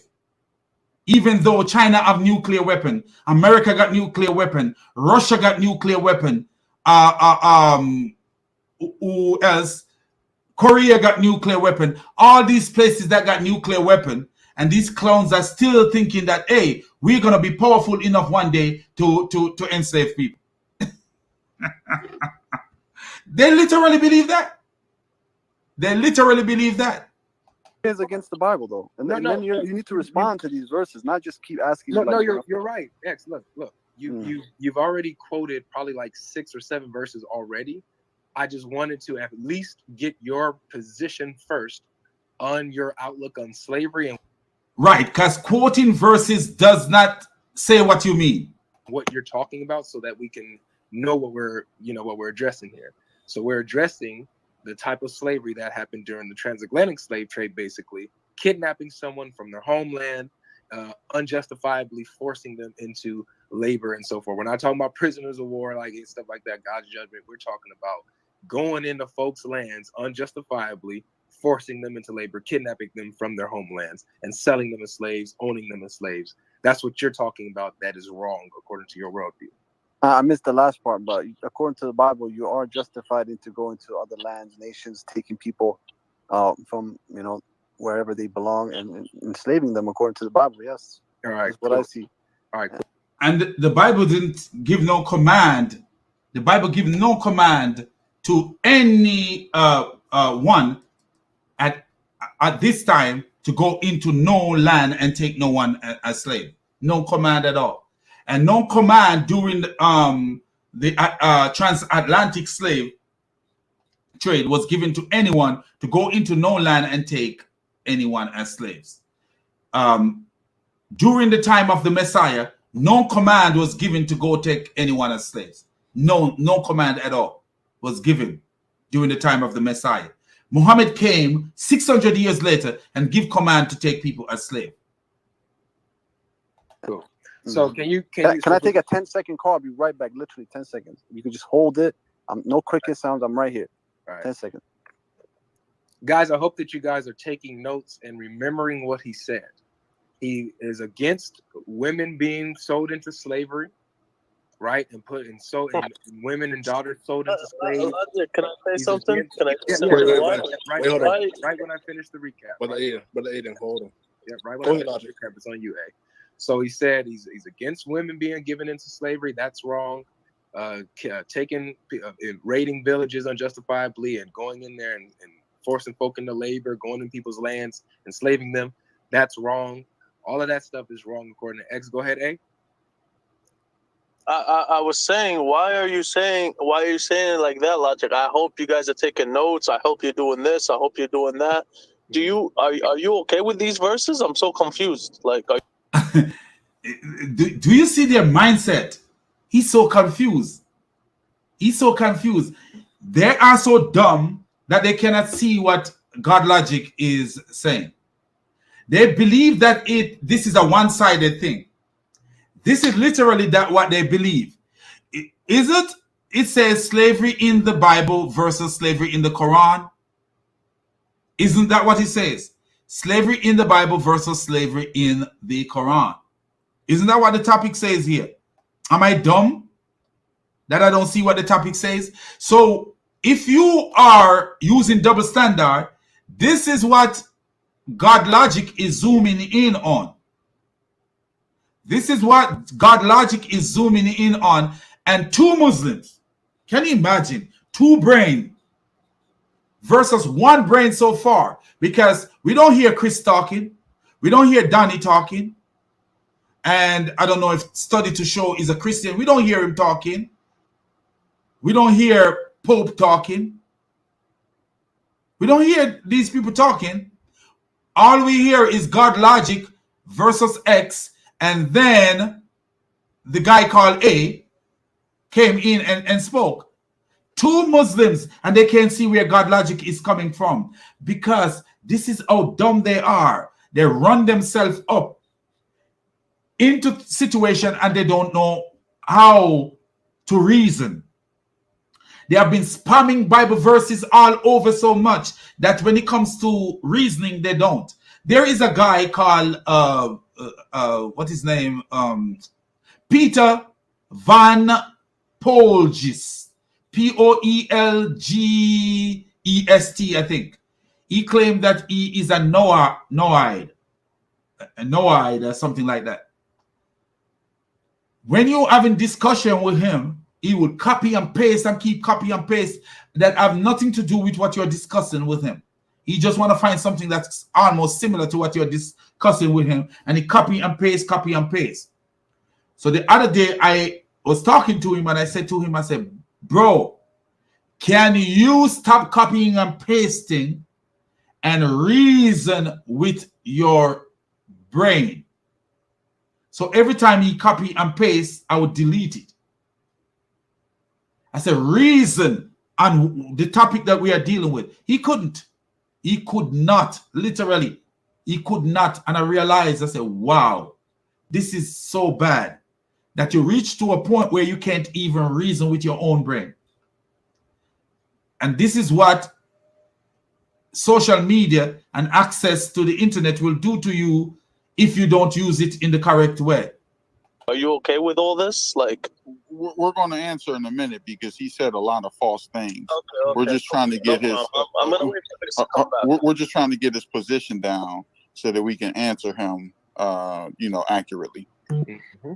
And we're also doing 30 for 30. I don't know if you were here when he established that, but we're doing 30 minutes on Christianity. Yeah, we're doing 30 minutes on Christianity. My bad, bro. Case. And after that, we're going to do 30 minutes on the Quran or in Islam in general about slavery. So that's the reason why I said what he said. All right. So beautiful. So now, X, can you read Exodus chapter 21, verse 17? Since we finally got your position, well, we know that the slavery, what you're against, I want you to read this verse. I didn't clarify what I meant. You did. Clearly, like you're denying that people from other nations were, bought and sold as slaves. You're denying that. Where did you see God logic deny anything? Are you implying that this doesn't exist? Nobody's denying nothing. Can you please read the verse that he asked? Right. see, Chris got a different. Chris is like between. I'm like there's God logic, then there is Chris, and then there is me, and then there is Sam. You know, but you know, you have to have somebody. Sometimes you have to have somebody like Chris or somebody in there to check these people, because they are so I don't know if there's a word like the, I may be making up a new word. Lunatical. They are so damaged in their mind and their thinking. Where did God logic deny anything? Nowhere. Asked you to read. Well, I mean, if you watch the replay, I've quoted several verses. No one Okay, responded. can you read the verse he asked you to read? Yeah, so let me make it clear for you what Yeah. like the direction. I thought I was supposed to, you know, defend for 30 minutes or whatever. My direct claim. Let me, and it's all you. I'm just letting. He said he thought he was supposed to defend for 30 minutes. How are you going to defend for 30 minutes? You're going to talk for 30 minutes. I don't know what is wrong with this guy, man. Do you see how hyper he was getting into the debate? He was so hyper, I'm going to destroy these people. And guess what happened? Where do you see he destroy anybody? You know, I haven't denied anything that you brought up so far. I haven't attacked anything. I haven't even objected. All I've been doing is just, you know, marking down your claims. I'm marking down and taking note of your position. That's all I'm doing. So we're going to go through these verses and answer, right? But I wanted your position that you're standing on, which you clearly stated for me. So now I know what to address specifically at its core, and then we can go to the other misconceptions. At its core, your position is that it's wrong to force people into labor against their will, unjustifiably, and to go into people's lands, kidnap them, take them from their homeland, and force them into labor and sell them as slaves. You said that according to your worldview, is wrong. More. And, you know, to deem them below animals, we can show you in the Bible, Exodus 23, verse 12. Yeah, they're beneath animals, okay. And their children shall be inherited as well. All right, no problem. So he says, Exodus, there's a verse in the Bible that said they're beneath animals. They're beneath animals. Wow. Now tell me,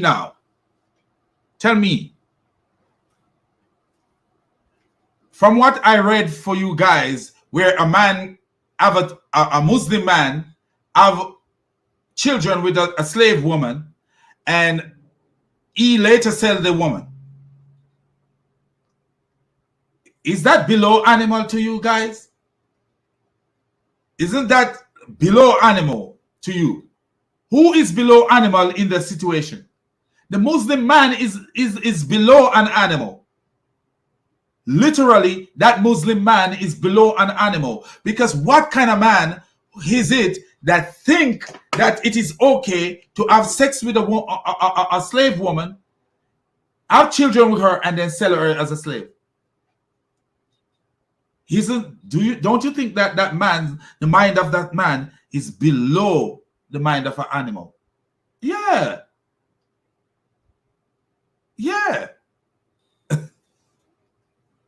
Below the mind of an animal. Okay, good. So now, can you now read chapter 21, verse 17 of Exodus? Okay. So we're not going to address any verses. We're going to address all those verses in these 30 minutes, Lord willing, Messiah willing. So if I read this, am I able to go back to my verses? Well, we're addressing your position, and we're going to address all the claims that you made. Wait. So you disagree with my position? Do you see this clown, man? Read the verse and see where it goes. You disagree with my position. Do you see this clown? Do you see this clown? Because they came believing that it was going to go a different way. They came on the podcast believing like, they came on in the room believing that it was going to go a different way. Literally, that's what they believe. That it was going to go to a way where they would spam verses and gallop like a donkey without anybody holding them to what they say. No, I agree. I agree with your position that. So while we're here, you're okay with buying and selling people as I want slaves you to, from other nations, I want you inheriting. to read the verse, please. What verse He's was it scared. again? No, I'll read it. Don't worry. It's One more chapter time. 21, verse 17 of Exodus. Exodus 21, verse 13, right? Exodus 21, 13. 17. 21, 17. Mhm. All right. All right, let me get that out.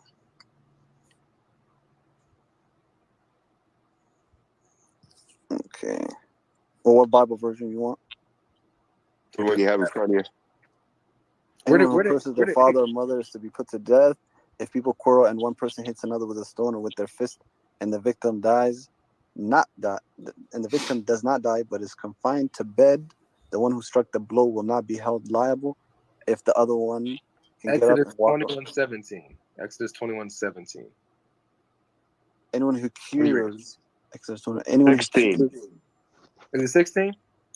right? It's 16. Anyone, Got longer. 16. Oh, my bad, my bad. Anyone who kidnaps someone is to be put to death, whether the victim has been sold or is still the kidnapper's possession. Yeah, Anyone who cures their father. You want me to read verse 16 because he won't. Am I muted? He's reading it right now. He's reading it right now. All right, so read verse 16 again. Verse 16. Sorry, X. My bad for giving you 17. It was 16. Anyone who kidnaps someone is to be put to death, whether the victim has been sold or is still in the kidnapper's possession. Mm-hmm. Right? So the Bible here explicitly goes against the kidnapping and the forcing of labor of a person, taking them from their homeland, kidnapping them wherever they are, and owning that person as a slave or selling that person as a slave. So, for example, the slavery that you said that you're against, the Bible also condemns and says that that person should be put to death for enslaving that person, correct? Well, let's check this out. You brought one verse. Now I have a question then. Leviticus, a sincere question. Can we go to Leviticus 25? Yes, one at a time. It's just one verse. It's literally one verse. We're doing one at a time. I know. It appears. This is the issue with the Bible. It appears so. But I want a sincere question to all Christians. How will you deal with this verse here? Leviticus 25, verse 44 through 46. Your male and female slaves are to come from the nations around you. From them you may buy slaves. You may also... Notice what it says. Kidnapping and buying is two different stories. Kidnapping slave and buying slave is two different stories. This is what this idiot, his brain doesn't tell him. If one verse is against the transatlantic slave trade where people go and kidnap slave, the Bible is against that too. The Bible is against you going and kidnapping slaves. The Bible is against that. The Old and the New Testament is against that. But buying a slave is different from kidnapping a slave.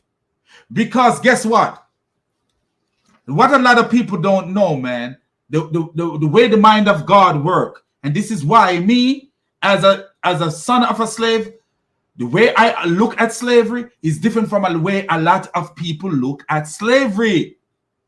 I don't go around and look at white people and blame white people for slavery. I don't.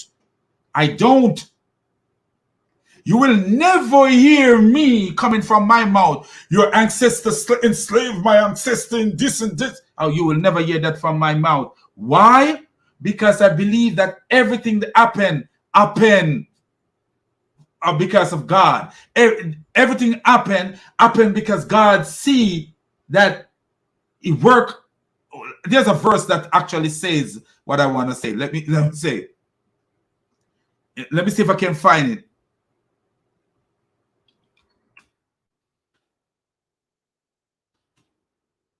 Let me see if I can find it. I want to quote. I want to.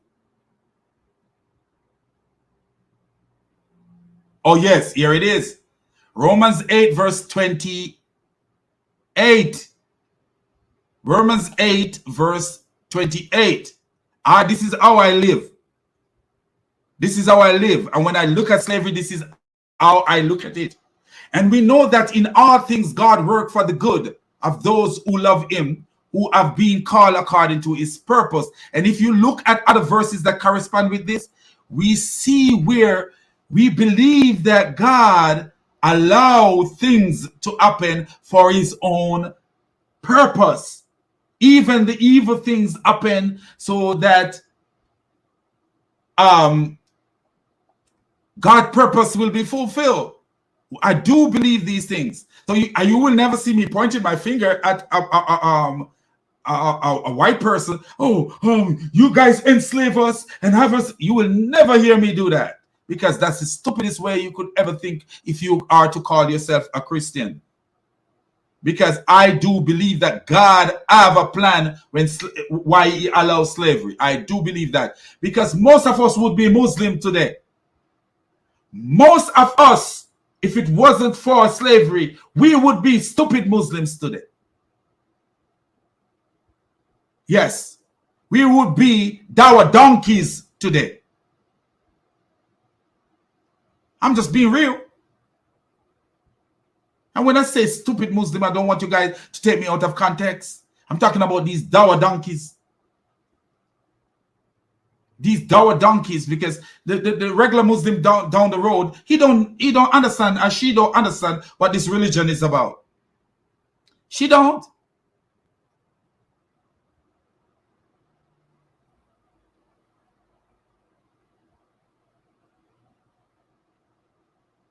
Look at what let me show you what Samuel's 2 Samuel 16 verse 12.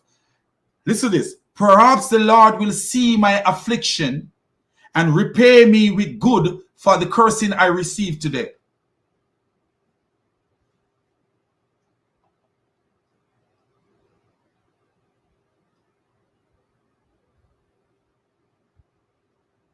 Do you see that?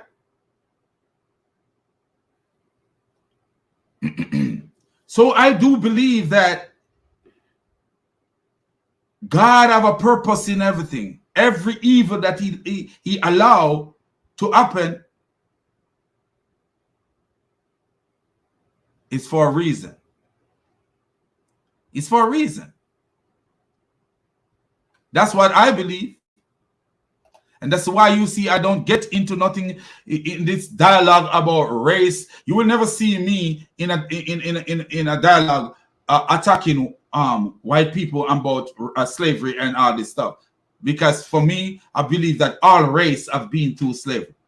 That's what I believe, that all race have been through slavery in one way or the other. That's how I believe. I'm not saying that slavery was not bad.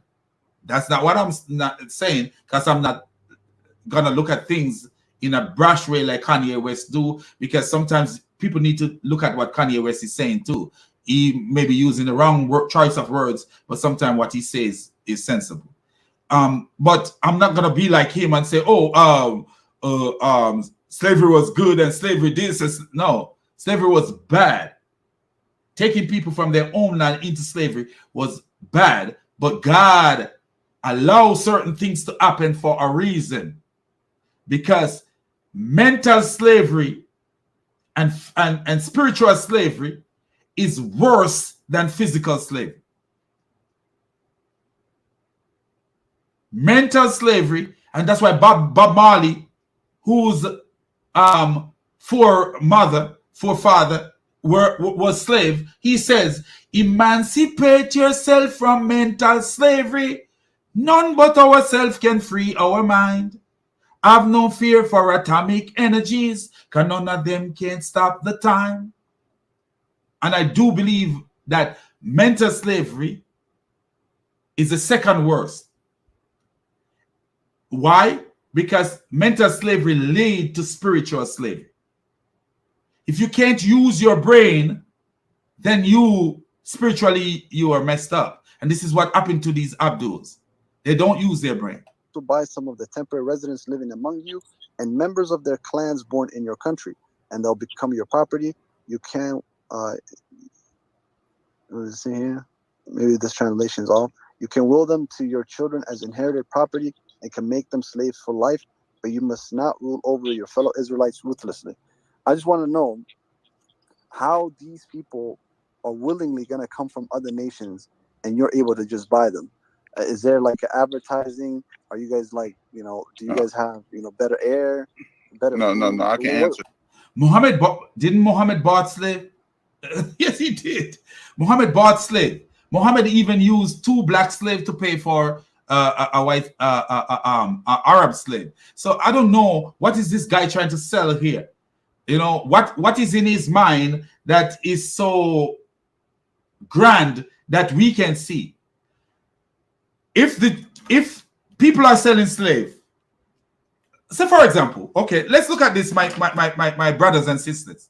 Say right now we're living in a time when people are buying slave, and say I should buy a slave versus when an evil person buy a slave. What do you think the difference is?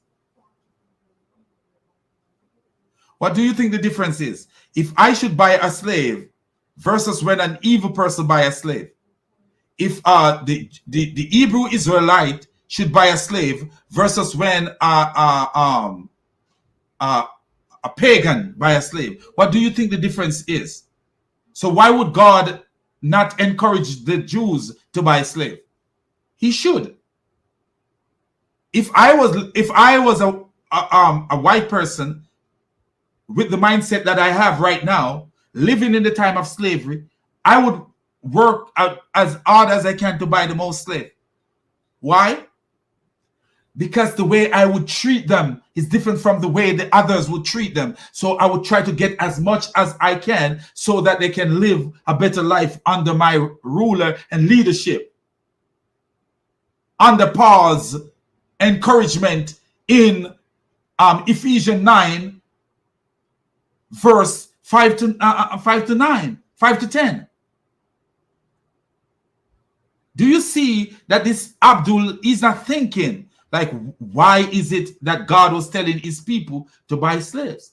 There is a reason why he was telling them to buy slaves, because God is the all-wise God. If I am just a regular guy and I can think the way I think, and how do I think the way I think? Because I see what Paul wrote, what God tell Paul. The brother Peter told us that Paul wrote to us with the wisdom that God gave him. And when you read Paul's writing, and this is why these Abdul aid Paul, when you read Paul's writing, you can see wisdom in his writing. Why would Paul discourage in a time when he cannot stop slavery? Because Paul could not stop slavery. Paul was arrested, he was running, he was a prisoner. How could he was not a government official. So how could he stop slavery? He couldn't. But he wrote on how a Christian should treat a slave. So if there were rich Christian people who have money to buy 1,000 slaves, they should buy 1,000 slaves instead of letting another person buy that 1,000 slaves. Do you see the wisdom in God's when God is telling the Israelite to buy slaves, there's a reason for it. And I could read you the laws of God concerning the people who sojourn with the Israelite, the people who travel with the Israelite. God said there is one law that governs all of them. The people in your household, the one law governs everybody in your household, including your slave. You see where God told Abraham to circumcise his slaves, is also including his slave, because they were supposed to live under the same law. They were supposed to live under the same law. God wasn't giving a law different and a law different and a law this and a law this. No. To that for you. Before you answer, Scott, he has to answer the first one. It's a one-on-one. No, it's not one-on-one. It's open discussion. I found the internal contradiction. I just want to know how fine. You reconcile. Are they it's not a contradiction, but talk to God logic and okay, then relax. I mean, I just asked sincerely. Like, I just want to know. All right, so is there better air? Are you going X? So you want to know something, but you keep talking. We can address that verse, no problem. Like I said, we're going to address all of your verses in the 30 minutes that we have. But you got to stand 10 toes down on something, man. We're not going to be hopscotch. So we'll, as soon as you answer this, we'll go straight to that verse you just mentioned, okay?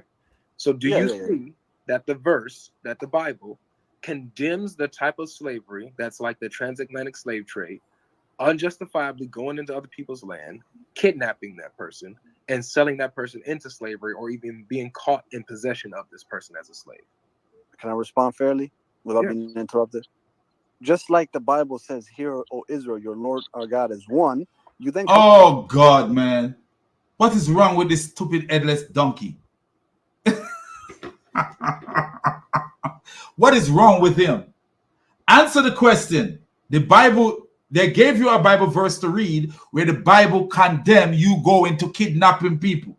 The Bible condemn kidnapping people, going like they go to Africa and kidnap people and buy people who are being kidnapped. The Bible condemned that. The idiot, and that's what Muhammad did. Muhammad went and kidnapped people because guess what? Muhammad did not only do defensive jihad, he also did offensive jihad. Muhammad did not only do defensive jihad, he did offensive jihad. And we see where the Muslim Sheikh Asim al-Hakim teaches about that. He talks about that there was in the time of the Prophet offensive jihad where they would go to the adjacent land or the adjacent tribe or adjacent people, and they would invade those people just for dawah, just to convert them to Muslims. Do you see? So that was kidnapping. God have never tell his people to go to nowhere and do that kind of stuff and take no slave in that case. No, they were fighting wars.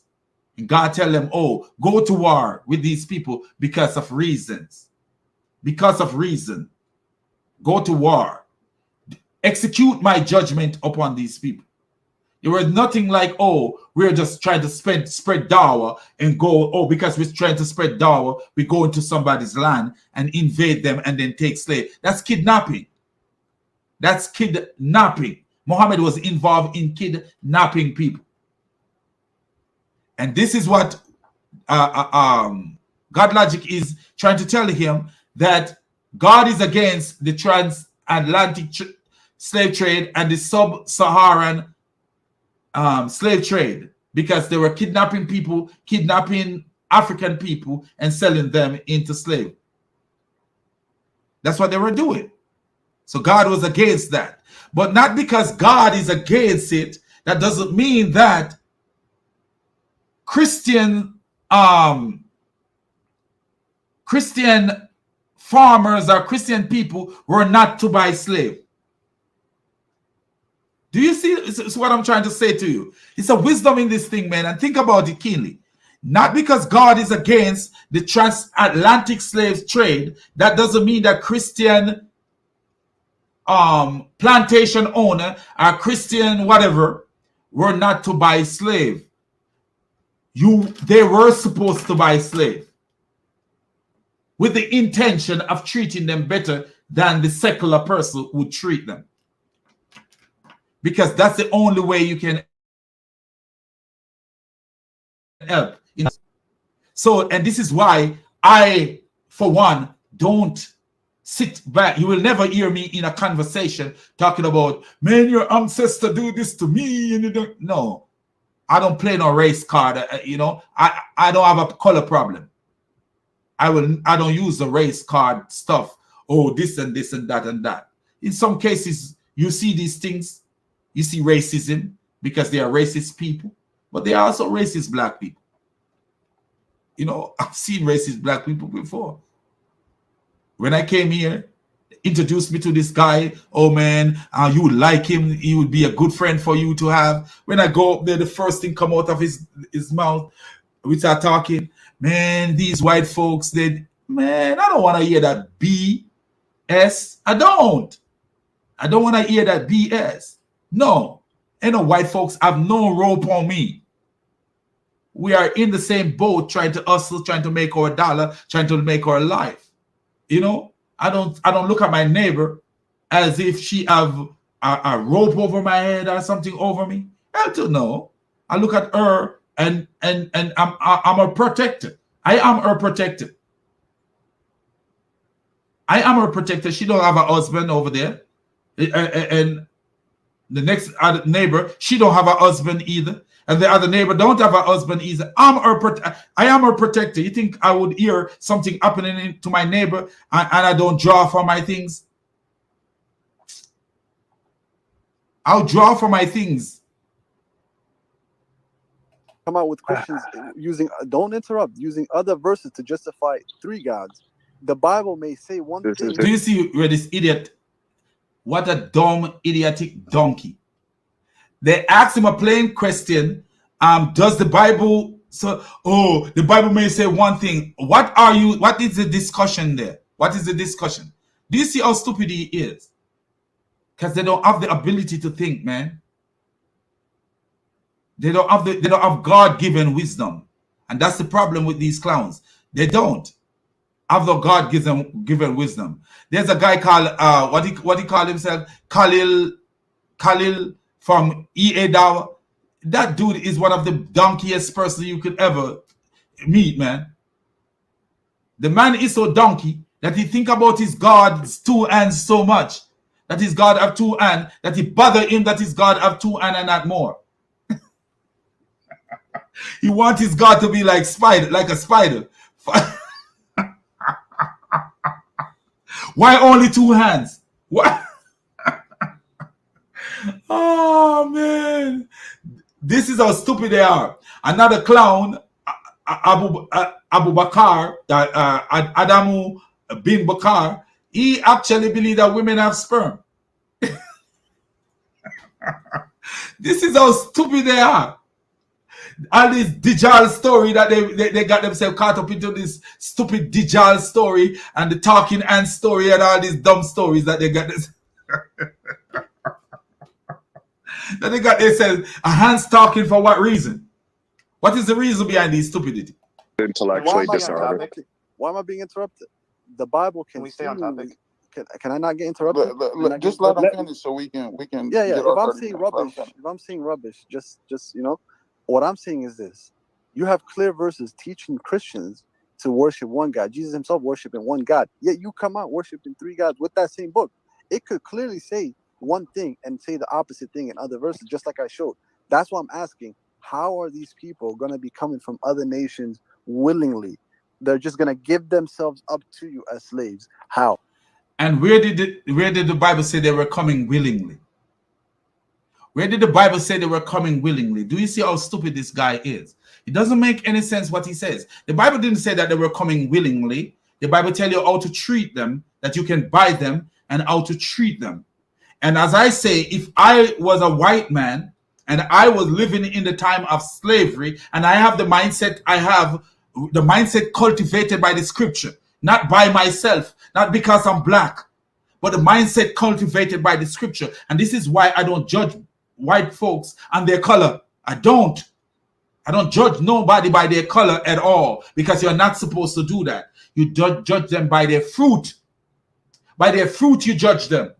That's how you judge them. So if I was a white person and I was living in the day of slavery, I would buy the most slaves if I could buy slave. Why I would do it? Because I have the mindset cultivated by a Christian, by Paul.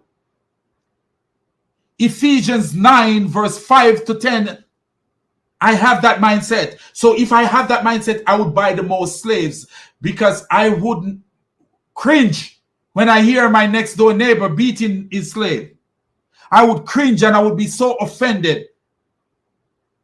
So if he have a problem slave that is giving him problem, I would buy that slave from him. I said, man, I know you have the slave giving you a problem. Can I buy him? Because when he come to my plantation or property, he will see a different thing. I would treat him in such a way that he would be like, wow. He would be wondering, or she would be wondering, like, what's going on here?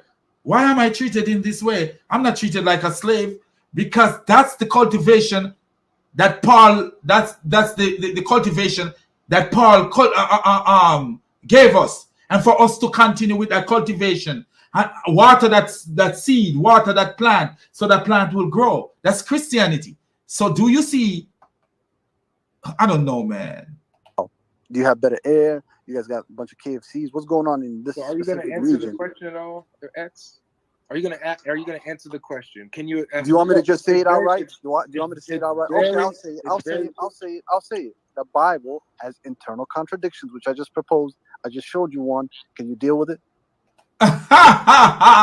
You know what? He came there with the mindset that he was gonna run over God logic, and then he'd never see that verse. The verse that God logic tell the clown to read, he never seen that. Because guess what they do? They go to these Islamic web pages and they take things from there. They take things from there, and that's what they do. They go to all these web pages of spamming and they take things from there. So they didn't know that there was a verse that condemned capturing, just going and go capture people like that and kidnapping people. And guess what? There is one written by Paul in Timothy. There is one written by Paul in Timothy that the people who are kidnappers will not inherit heaven. There is actually one written by Paul. Let me see if I can find it here. Paul actually wrote, because Paul understands the law more than any one of us. Paul was a teacher of the law, and he understands the law more than any one of us. Timothy. Listen to this. Listen what Paul says. Listen what Exodus 21:16 says. Anyone who kidnaps someone is to be put to death, whether the victim has been sold or is still in the kidnapper's possession. I have it right here. I have it right here. And notice what Paul says. Exactly the same thing. 1 Timothy 1 verse 10. For the sexual immoral, for those practicing homosexuality, for the slave trader and the liar and the perjurer, and for whatever else is contrary to sound doctrine. Do you see what Paul says? Paul says for the slave trader, people who go about kidnapping people and selling them into slavery. That's what they're talking about. The slave trader.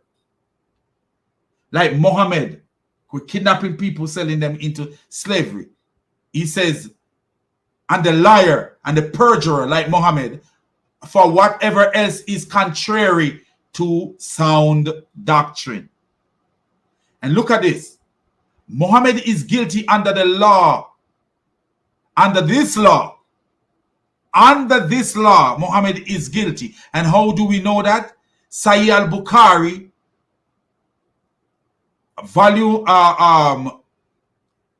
book 34, hadith 351. Sahih al-Bukhari told us that Muhammad was going around capturing even Arab women, his own people. His own people. Excellent Arab women. We capture some excellent Arab women. Own people. Allow his men to have sex with them, ejaculating the women, and then sell them into slavery while they may be possibly pregnant. This is how much of an evil religion this religion is. No problem. So are you acknowledging that this verse goes against unjustifiably going into people's lands, kidnapping them, and forcing them into slavery and selling them as slaves? I'm posing an internal contradiction that there's no way. So say no. X, it's not about, hold on, look. X, if you want to imply a contradiction later after you answer the question, fine. He's not asking you about a contradiction that you may think is a contradiction. He's simply asking you about this verse alone. He's not asking you, is it a contradiction? He's asking you, does it go against what you claimed? It does not. Absolutely not. It does not go against what I claim. I claim that the Bible commands, the Israelites to enslave other nations, and it's telling them, come from any of the. Let me read it again. Your male and female slaves are to come from. His brain is fried. Your male or female slave can come from other nation, yes, but you are not supposed to go and kidnap them. You could buy them, but you're not supposed to go and kidnap them. And as I tell you, man, buying a slave is not a problem. You know, and this is why, you know, I look at life and I said, do I believe that all these slave owners were beating slave and treating slave like? I don't believe that. I don't believe that. That's the rhetoric that people want to sell to us. Not wanting to look at things as if there is two sides to things, and sometimes 3 sides and 4 sides and 8 sides, because you got octagon and you got pentagon and you got all kind of guns and guns. There is many sides to stories and many different aspects of things of life.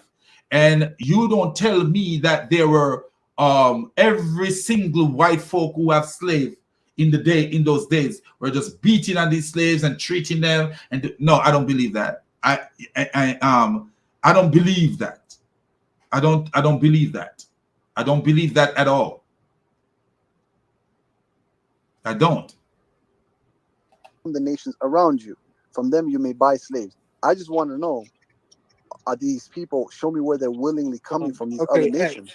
If they're coming willingly, then wait, we heard you. If they're coming willingly, 10 seconds. If they're coming willingly, and you could show me that they willingly decided to come from the surrounding. I'm up 10 seconds. And they're stupid too. How do you know that these people weren't coming willingly?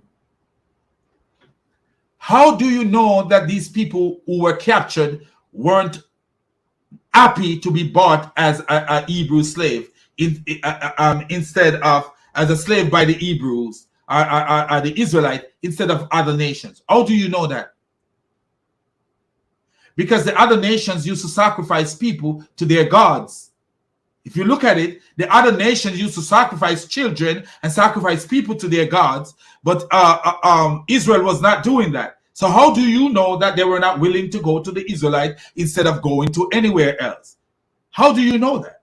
Like, you know, what kind of question, what kind of mindset? Why do you ask these stupid questions? How do you know, if I was a slave during the time of slavery, and I know of a Christian man who was a slave and was treating his slave the way Paul said to treat the slave, I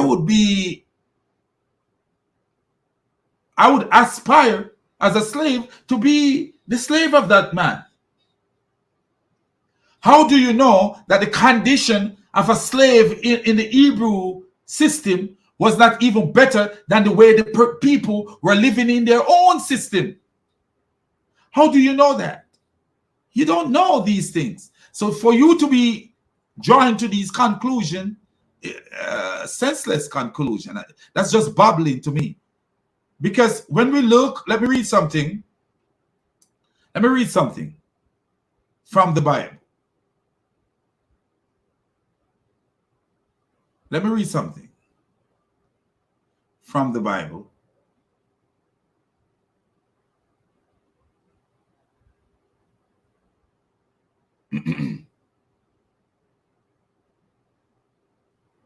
Let me read something.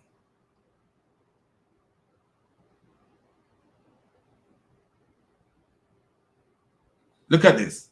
Leviticus 25, verse 44 to 46. As for your male and female slave whom you may have from the nations that are around you, from them you may buy male and female slaves. Moreover, you may buy the children of the stranger who dwell among you, and their families who are with you, which they begat in your land, and they shall become your property, and you may take them as an inheritance for your children after you, to inherit them as a possession. They shall be your slave forever. See what this clown, I'm gonna show you something. Let me share this with you guys, because this is important. What these Muslims don't know, they don't know how to understand Hebrew. I will show you. They will go into the book of the Hebrew book, and they see the word forever, And they believe that the word forever means perpetual in every case. It does not. Let me show you something. Let me show you something. Look at this, my friends. Do you notice what God says here? They shall be your slave forever. But yet still, what happened? The Hebrew word forever, for forever, is, what is it? Olam. And olam does not mean infinity in most cases. Look at this. David says in Psalms 23 verse 6, surely your goodness and love will follow me all the days of my life, and I shall dwell in the house of the Lord forever. Where is David now? Is David in the house of the Lord? No. So you have to read things in context of the overall. So when God is saying, and they shall be your slave forever, it means as long as it lasts. One set of people can say, you know what, I don't no longer want you to be my slave. Go free.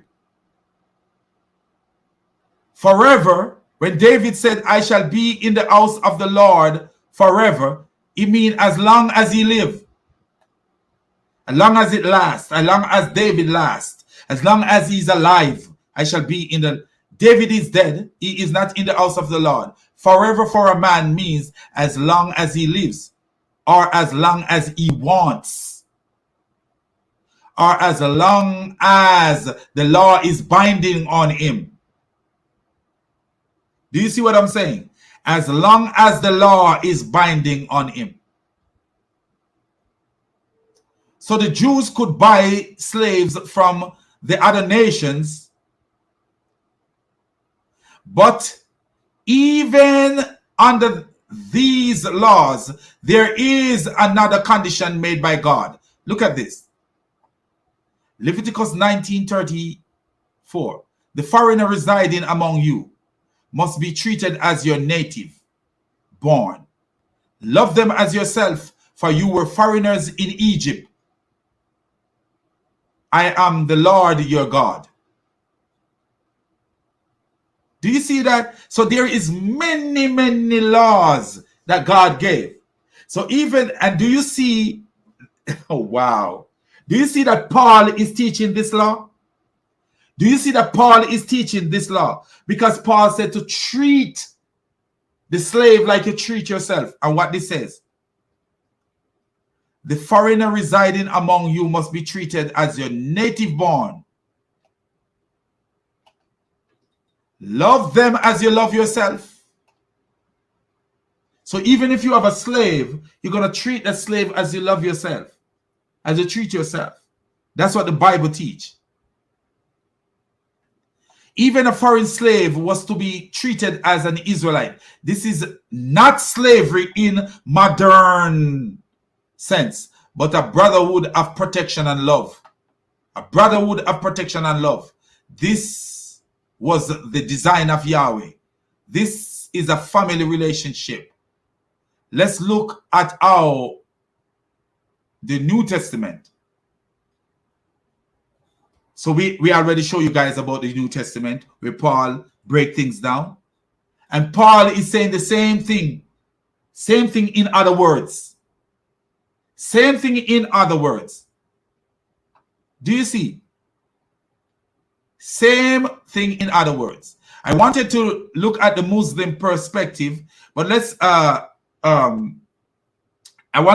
think I might have to make 2 videos from this, because I wanted to look at the Muslim perspective, you know, but sometimes I wanted to look at from the Muslim angle, and I will do that tomorrow. I will edit this title, and I will do that if God's will tomorrow. I will do that and show you guys how evil slavery was in Islam.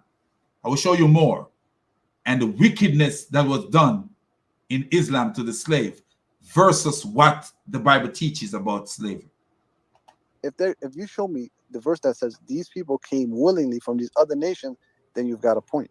All right. So now look, that is not what Avery is trying to deal with you with at the moment.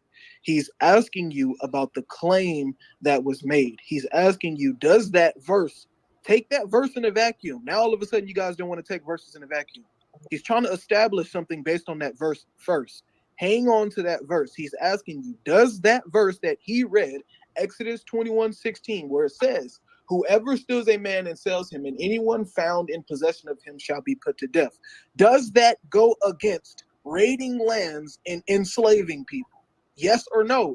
Be honest. No, it doesn't. No, it doesn't. And I'll show you why. And Okay, I'll he said show no. you why. Oh, Yes, it does. Yes, it does.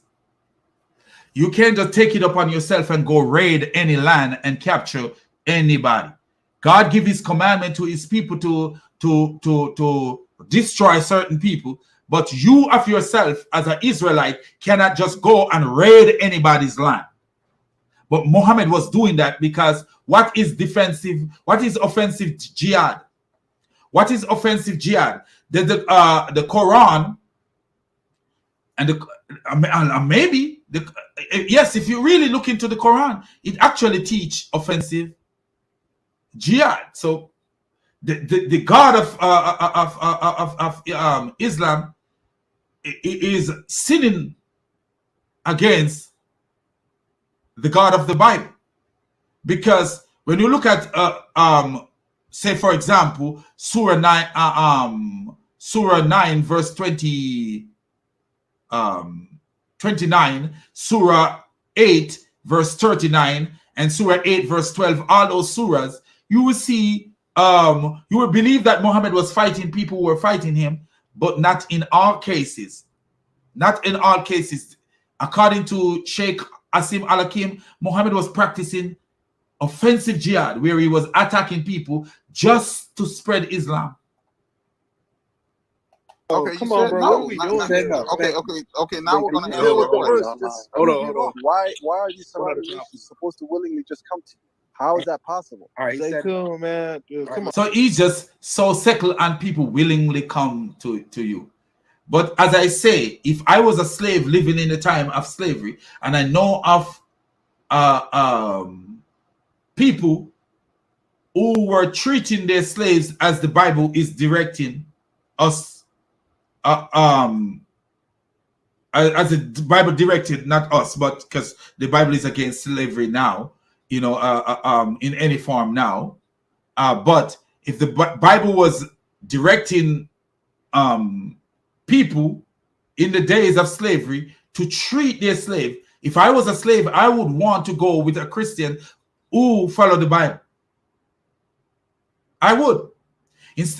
But would I want to go with a Muslim who followed the Hadith and the Quran? No, I would not. I would not. I would not.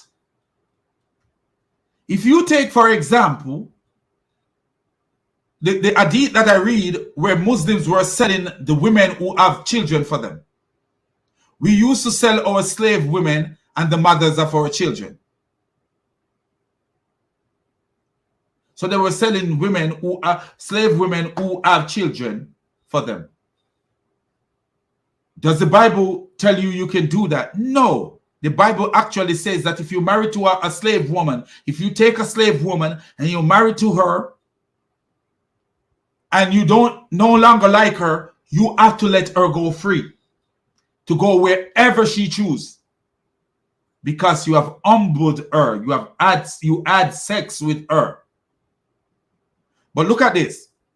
These men have sex with the slave women, have children with them, and still we're selling them.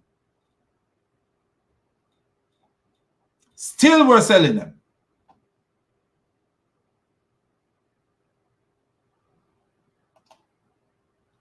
Come on, man. We need some honest people in here, man. Here. Let me just answer him real quick. Same way you say that there's a Trinity, yet Jesus said there's only one true God. What is wrong with this guy? Who is talking about Trinity? What a dumb, idiotic donkey. Who is talking about Trinity? Now he knows that he make a mistake and he sees that something is wrong.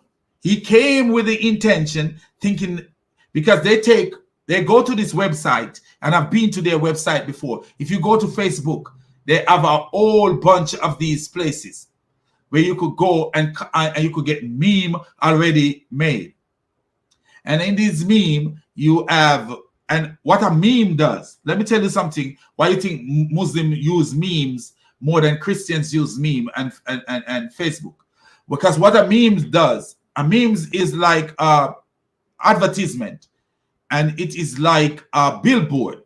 So if you walk into a city and there's a big billboard advertising tourism in Jamaica, and then there's a man writing little thing, writing little, giving out little pamphlets about tourism. Guess which one is a better advertisement? The billboard.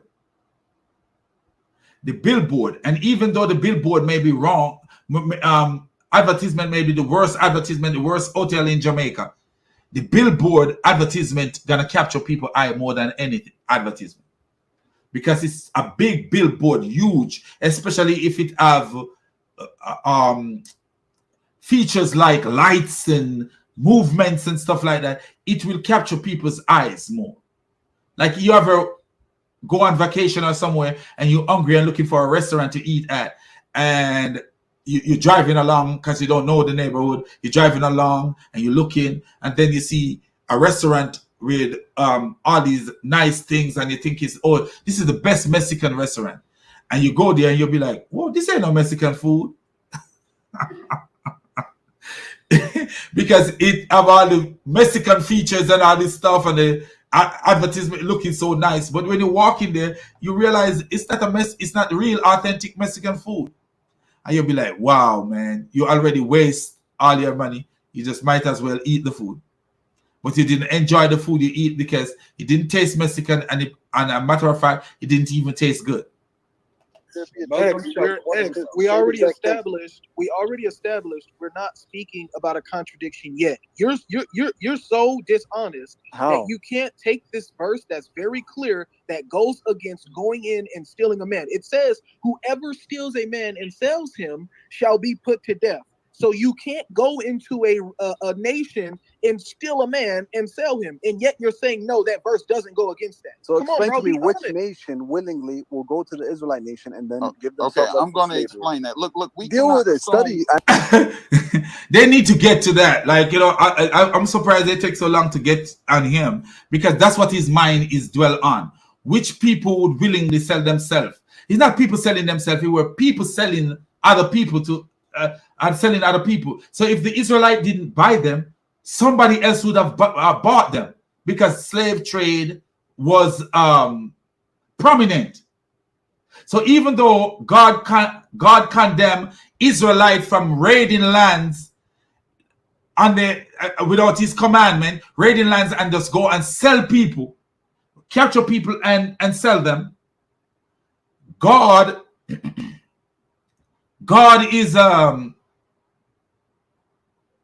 is not against them buying people who are being sold. Why?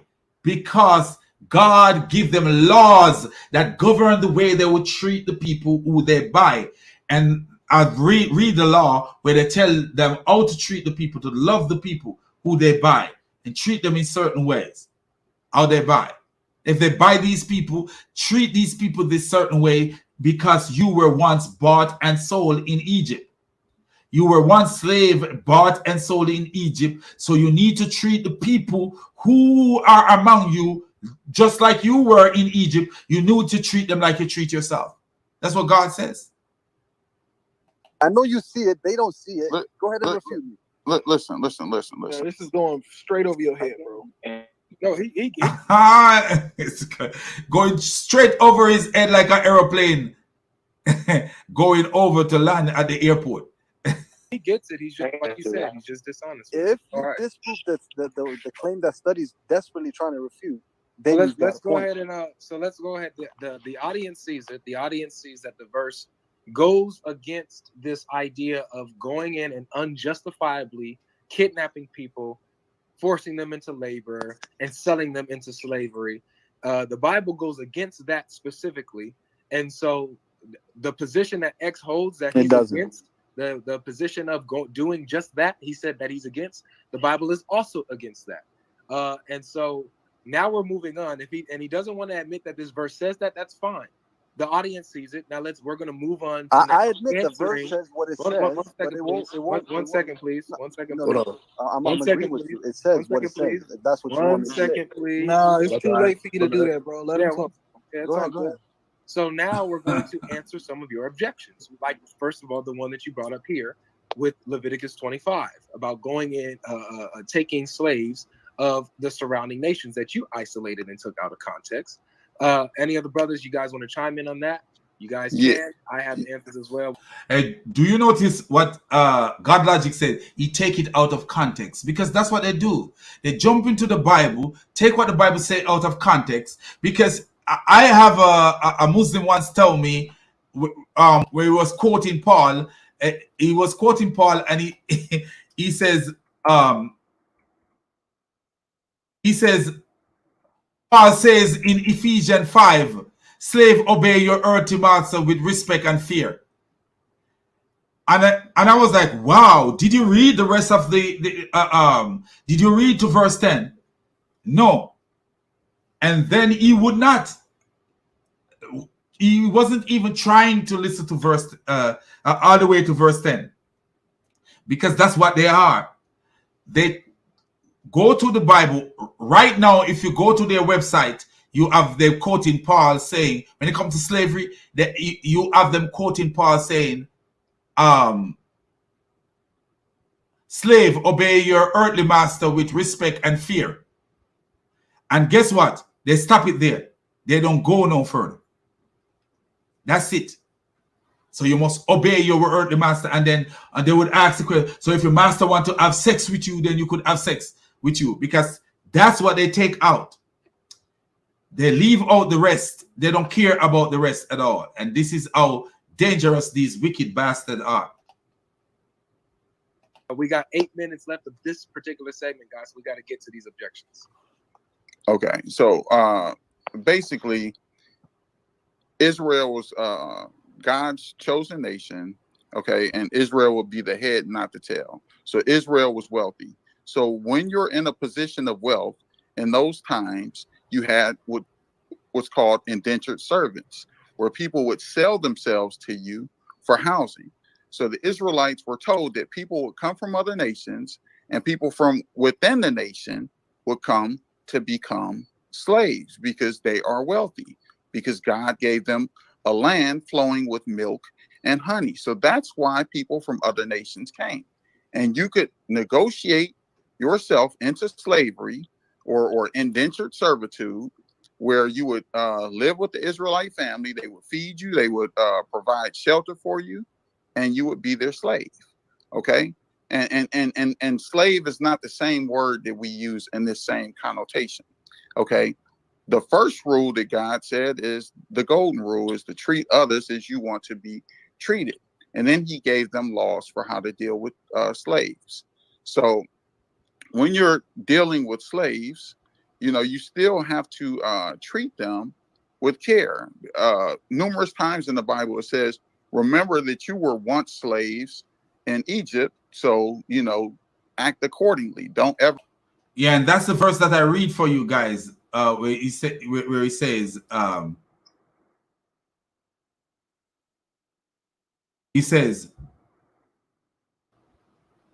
that's the one that I read for you, where it actually go as far as to say, the foreigners residing among you must be treated as your native born. Love them as you love yourself, for you were foreigners in Egypt. I am the Lord your God. So literally what God is actually saying here is the foreigners residing with you. And if you notice, he says the foreigners, and it's not calling them slaves. because what God is in God's mind and God's design, these people weren't supposed to be living in like a slavery, just like they were living in Egypt. They were supposed to be living in more of a family relationship where you treat them in love and brotherhood. Because if he said, love them as you love yourself, can you imagine? God is telling you to love the person who this Abdul see as a slave as you love yourself. That's not a slave. If I have somebody in my house that I love like I love myself, how is that person considered a slave? I love my son like I love myself. That doesn't mean my son is not a slave. I love my wife like I love myself. My wife is not a slave. I love my neighbor like I love myself. My neighbor is not my slave. Not my slave. So I don't know about these people, man. I don't know. They are Abduls. They are Abduls, literal slaves. Real slaves. Slave mentality. Mistreat people. But yes, God did deliver nations that he judged into the Israelites' hands. They didn't go out and take captives. They didn't go out and do offensive jihad so this brother is what is a study to show he knows what he's talking about. They didn't go out and do offensive jihad. Offensive jihad.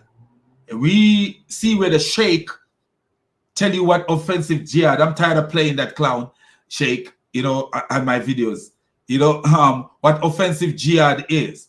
But the sheikh tells what offensive jihad, for the sake of new subscriber, I will just play a little clip of that just to show what offensive jihad is.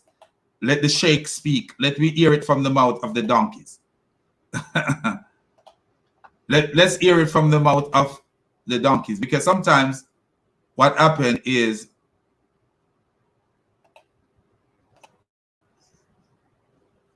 of Allah Azza wa Jal.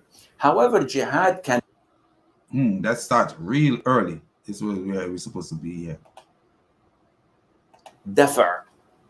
You find it in the doors. Idfa of jihad is the one that everyone trying to hide. Other type of jihad is the one that everyone trying to hide. So this sheikh is saying the other type of jihad is the one that everyone is trying to hide. Every Muslim is trying to hide this. This type of jihad, every Muslim is trying to hide it. And it's called jihadut talab. And this means that the jihad of pursuing, running after. And this jihad was at the time of the Prophet ﷺ. But do you notice what he says? The jihad of pursuing, running after. And this jihad was at the time of the Prophet. So Muhammad was doing this kind of jihad, pursuing people and running after. He wasn't defense. Somebody wasn't attacking him. He was attacking people. This jihad cannot be accomplished, cannot take place unless the state of the Muslims is strong. If you don't have a strong Muslim country, who can they pursue or attack? No. Stay where you are. Just try to fix yourself, enrich your people with Islamic knowledge and Iman. Then you can go. And what is the reason behind such jihad? Number one, to call them to Islam. It is for da'wah. Oh, so you see what? The only reason for this jihad is to call them to da'wah. So the only reason for this jihad is to attack people.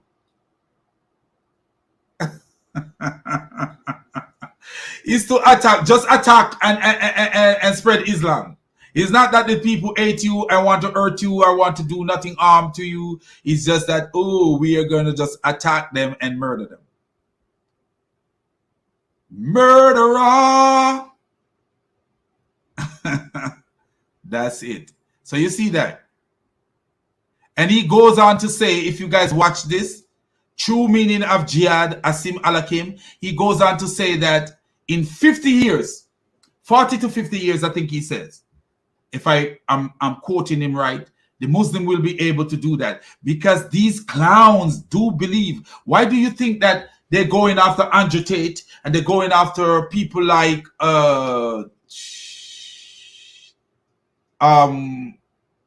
Jordan Peterson and people like those? Why do you think they're doing that? They see the influence that these people have, and they believe that these people can turn a population like the American population into majority Muslim. If it's majority Muslim, then they can do whatever they feel like. If it's majority Muslim, then guess what? They have a Muslim president. Yeah. If America become majority Muslim country, then they have a Muslim president. And then when they have a Muslim president, they can do whatever they feel like. Then if British become majority Muslim, then they have a Muslim prime minister. And if a Muslim prime minister, they got more power. If France, the same thing. If Australia, the same thing. If wherever you are in the world. That is what they're trying to do. This is what they're trying to do. So don't underestimate when you see them going after Andrew Tate. We as Christians sit back and don't do nothing about it. We need to reveal these clowns. I'm surprised that I saw a video from David Wood yesterday and the low amount of view it got. And I'm surprised because we need to pay attention to the idiot Andrew Tate. Literally, we need to. Because what? Our young men are so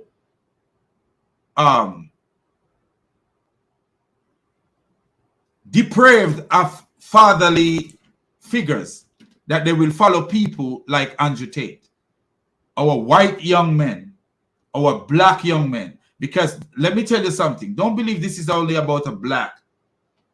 Because a lot of black neighborhood, the fathers are in jail and all over. In a lot of black neighborhood, the fathers are in jail and they don't care. There's a lot of the statistics show that there's a lot of single parent family, mother taking care of kids in black neighborhoods in certain places. So, but also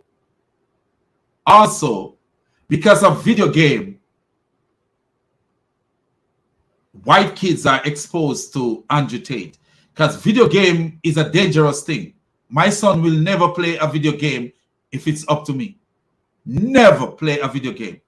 Boy, go take up your Bible and read. That's what, when my son can read, no video game. Homework, Bible, he can watch some TV. And we travel and let him see places.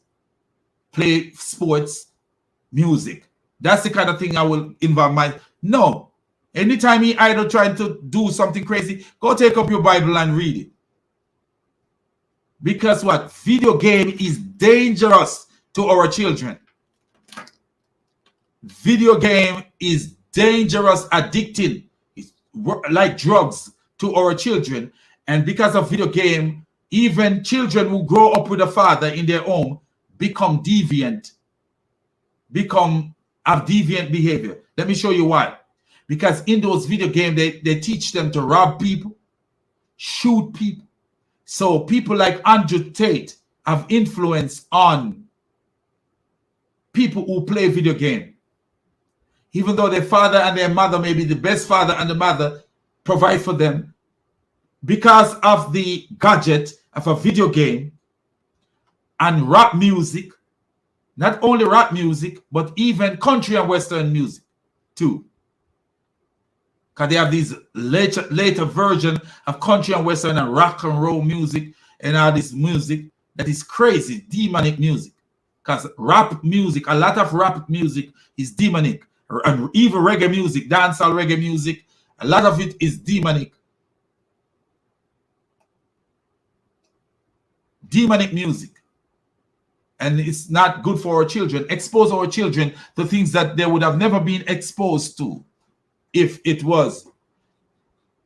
If you go into my car, the moment you start the engine of my car, guess what? Guess what? The moment you start it, I am on the gospel station. And I don't listen to that gospel station with the singers shouting shouting and screaming. No, I listen to the one with the singers are poetic and meaningful. Meaningful and poetic. I mean, you are getting something from the Bible, something that is meaningful from there. Ask people to take part in the jihad so that they can get slaves.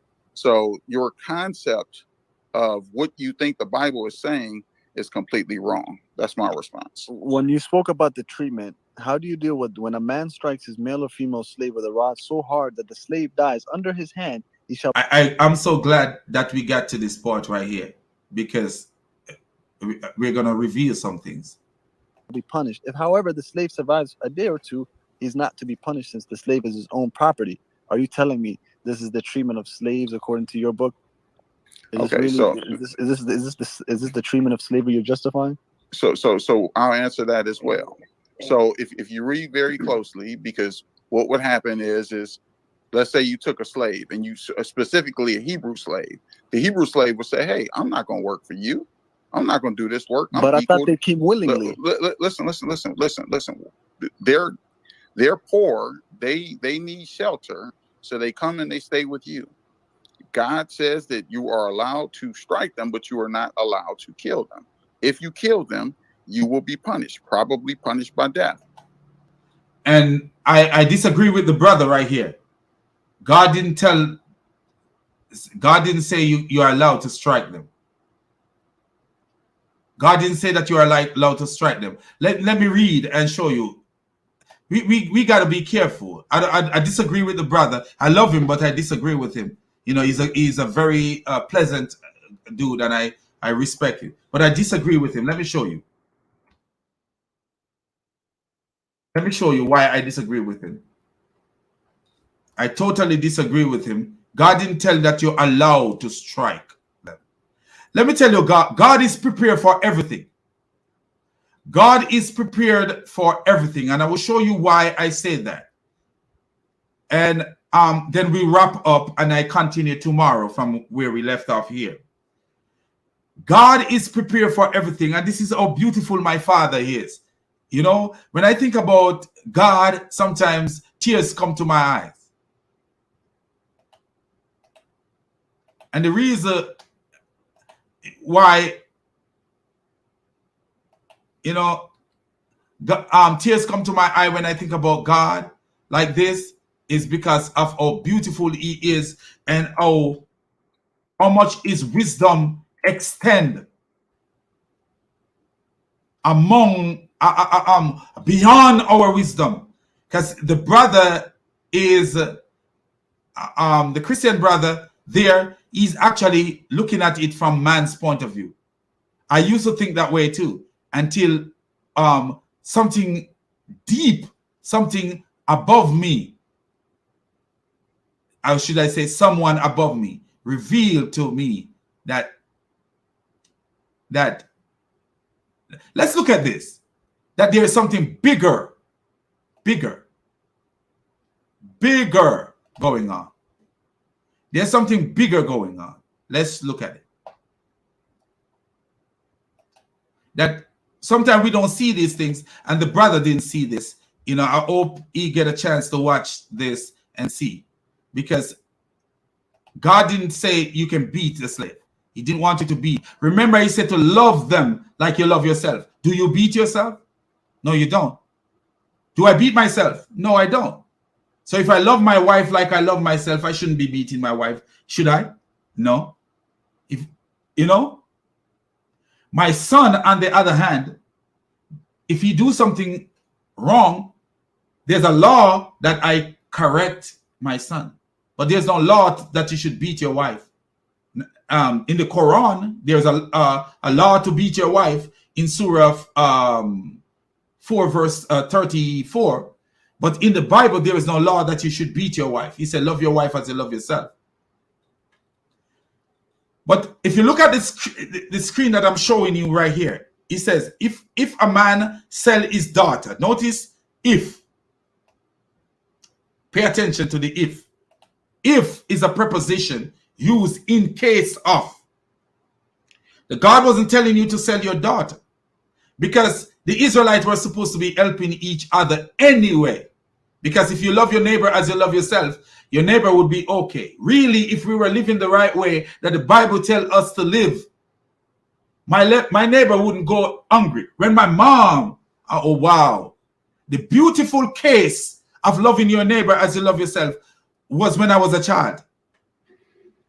The most beautiful case, and I want to live that way. I want to live. My mom used to practice that law. I remember my mom would cook in the biggest pot you ever see, even though we were many, but she would cook way more than we could eat. In the biggest, I'm telling you, the pot that my mom was cooking in is restaurant pots. I'm telling you, restaurant pots. And then when she finished cook, she have a smaller pot that she would share some food out, and she would say to me, son, take this up to Miss so-and-so. And then she would say, she would come to the window or the door, and she would holler to the neighbor, and the way she holler was was kind of crazy. She would actually, like a song, she would call the woman, like she would say, Miss Joyce, who? That's how she echoed it out. And then the call would came, the answer would come back similar. And she said, come, come. And then the woman would come with a pot. And my mom would put into the pot, and then the woman would go home. So she go home and share with her family. That's how I grew up. And we were poor as church mouse. Is that what they call it? Poor as a church mouse? Is that what it is? A poor as a church mouse? Is that... So look at it. Do you notice notice it's similar? God said, if a man beat his slave, I hope I could find it here. Do you notice the preposition if? This is a law put in place to protect servant in case a man sell his daughter, because this was common practice. This was the reality of the time. Jews were not to sell each other to the foreigners, and they were to love their neighbors as they love themselves. Do you see that? Do you see how easy these things are to put together? So it's a if, in case this happened. Like if my wife said to me, hey babe, call this number in case your car break down. Say I was having problem with my car, which God forbid that I have. You know, my car is old now and it's going great. But so say I should have a problem with my car, and my wife say, babe, if you're having problem with your car, call this number, which she did. She did get AAA for me. So that she did. So I'm telling you a true scenario. Call this number. If she said if, that doesn't mean that she want my car to break down. No, she's saying if, in case. So God didn't want, no, look at this. Look at this. If your fellow Israelite become poor and sell themselves to you, and give themselves to you as, literally, give themselves to you as servant. That's what he's saying. Do not make them work as slaves. Because notice what he says, do not make them work as slaves. So, we're not getting into that. But we want to get into the if. Let's go to the if. Continue to the if. So you see what if means. I know the brother. The word if, you got to take the word if into consideration. So God was saying, if these things happen, because God knows it will happen. He knows it will happen because he is God. He knows it will happen. So he's telling, in case this happen, this is what you need to do. He wasn't telling you that it was okay. He wants you to sell, to buy, to do this, and he wants you to beat your slave. No, he was saying if you did it, because he know it would happen. He knows the mind of man, and he know that it would happen. Where is it? I have it here, my people. I want to cover this and then done. And then I will be done. And I thank you guys. Here it is. Wow. Do you see this? If a man beat his male's or female servant, he said, if, it doesn't mean that you should beat he says, if you do it. Because what? I said to my son, if you get in trouble, say my son was older, and I said, hey, I don't want you to go out there, but if the police ever pull you over, please call us. Before you even stop the car, please call us. Please have us on line before you stop the car. That's what I would tell my black son in America. If the police pull you over, please call me before you stop the car.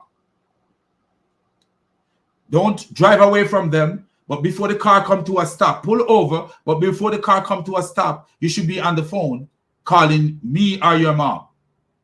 That's what I would tell my son. Any person, whether black or white, need to tell their son that if the police pull them over, because the police make mistakes. They are human beings, and sometimes they hurt people, not only black but also white, because the police kill more white people than they kill black people in incidents. We don't even know that. A lot of us don't know. But anyway, so if you notice what I say here, and this has been written for, like, I wrote this maybe 2 years ago. But there goes the preposition if again. God was telling the Jews, he said, God was not, look at this, God was not, and let me put this in large, was not. This is important. God was not telling the Jews to beat their slaves. God did not want the Israelite to beat the slave. He was just dealing with the reality with his foreknowledge. He already told them to treat the foreigners among them. Watch this. Do you see that? So God was dealing with the reality. So I disagree with the brother in this case, but that doesn't mean that the brother is ignorant or anything. It's just that I disagree with him. So let us wrap it up here. And what I'm going to say to you people, man, God bless you all, man. And thank you guys for coming out. I know I started the stream so long. I don't know, man. I need to pace things better than I do. But, thank you guys, man. I appreciate you guys, and God bless you guys. And, it's good that we have this discussion, and God bless you, man. And tomorrow I will go into the other 30, if God's will. I try to start earlier, and we get into it. I was trying to start like about 10 o'clock in the morning, about 9 in the morning. For some reason, I love the 9:40. For some reason, I don't know why I love it. I love you too, my brother. I love you. What did he say? Recorder. He said something about recorder. I don't know what he mean. I love you too, my brother. I love all of you guys. My brother or sister. Because 13 above could be a brother or a sister. I don't remember if you're a brother or a sister. But when I finish, I'm gonna make some more mods, and sometimes I am sorry sometimes for not involve you guys more in. Christian Malik is a joker, man. Look at if you forget to pray, fudge, Satan urinates in your. This guy is so funny. I'm a brother. Thank you, man. Thank you. You're my brother. This guy is so if you pay attention to the things he say, man, you have no you have no you get nowhere. This guy is funny, man. You're a brother, thank you. The true word, bro. I love this guy, man. He remind me of Jamaica every time he talk. The true word, brethren. Zine bless. That's how Jamaicans talk, you know. I understand exactly what he's saying. But Christian Malik, that guy, that guy, he is off the chain, man. You will say some things, you'll be reading it while you're talking, and you'll be like, wow. That guy. And one day, he gave me a suggestion the other day, and I'm gonna see if it will work, where we could get Muslim to come on and have dialogue. You know, to be real with you, I need to. Who is the dude talking about what? What a Black Lives Matter, dude? I'm not into Black Lives Matter. Black Lives Matter, they are thieves. It's a Black Lives Matter. Me, I'm not into Black Lives Matter, man. I don't know nothing about. So you there you go. You already start making mistakes already, my friend. Black Lives Matter. I mean, every life matter to me. White, black, Chinese, Indian, every life matter. I don't have a color problem, man. Black Lives Matter have a color problem. I don't. They have a problem robbing their own people. You know, and so these are the two channels: Shake Your Booty channel and Islam is a Mess. So guys, thank you guys, and I love you guys. And remember, all praises to the triune God, the God who is above all gods, the God who gives us wisdom to decipher things and to make sense of sensible things and to make nonsense of things that are nonsense. And Islam is nothing but pure nonsense. And I want to tell you, give you this message like I always give you guys, man. When you are out there, man, keep it 100% Jesus, man. Pure love, man. Pure respect for God. Because whether you live or die, you're safe. Whether you live or die, you're safe. So keep it 100% Jesus. And I love you guys. And I will see you tomorrow if it is God's will. You know, I love to say that because this is what the Bible teaches, that if it's God's will. None of us know if tomorrow is a promise to us, man. You know, we don't know. You know, right now I could be saying a word and then fall, and you guys say, what happened? Next thing you know, there is no more Islam is a Mess and no more Shake Your Booty. Anyway, man, God love us and we should love ourselves and we should love him in return. So let's say bye for now and see you guys later.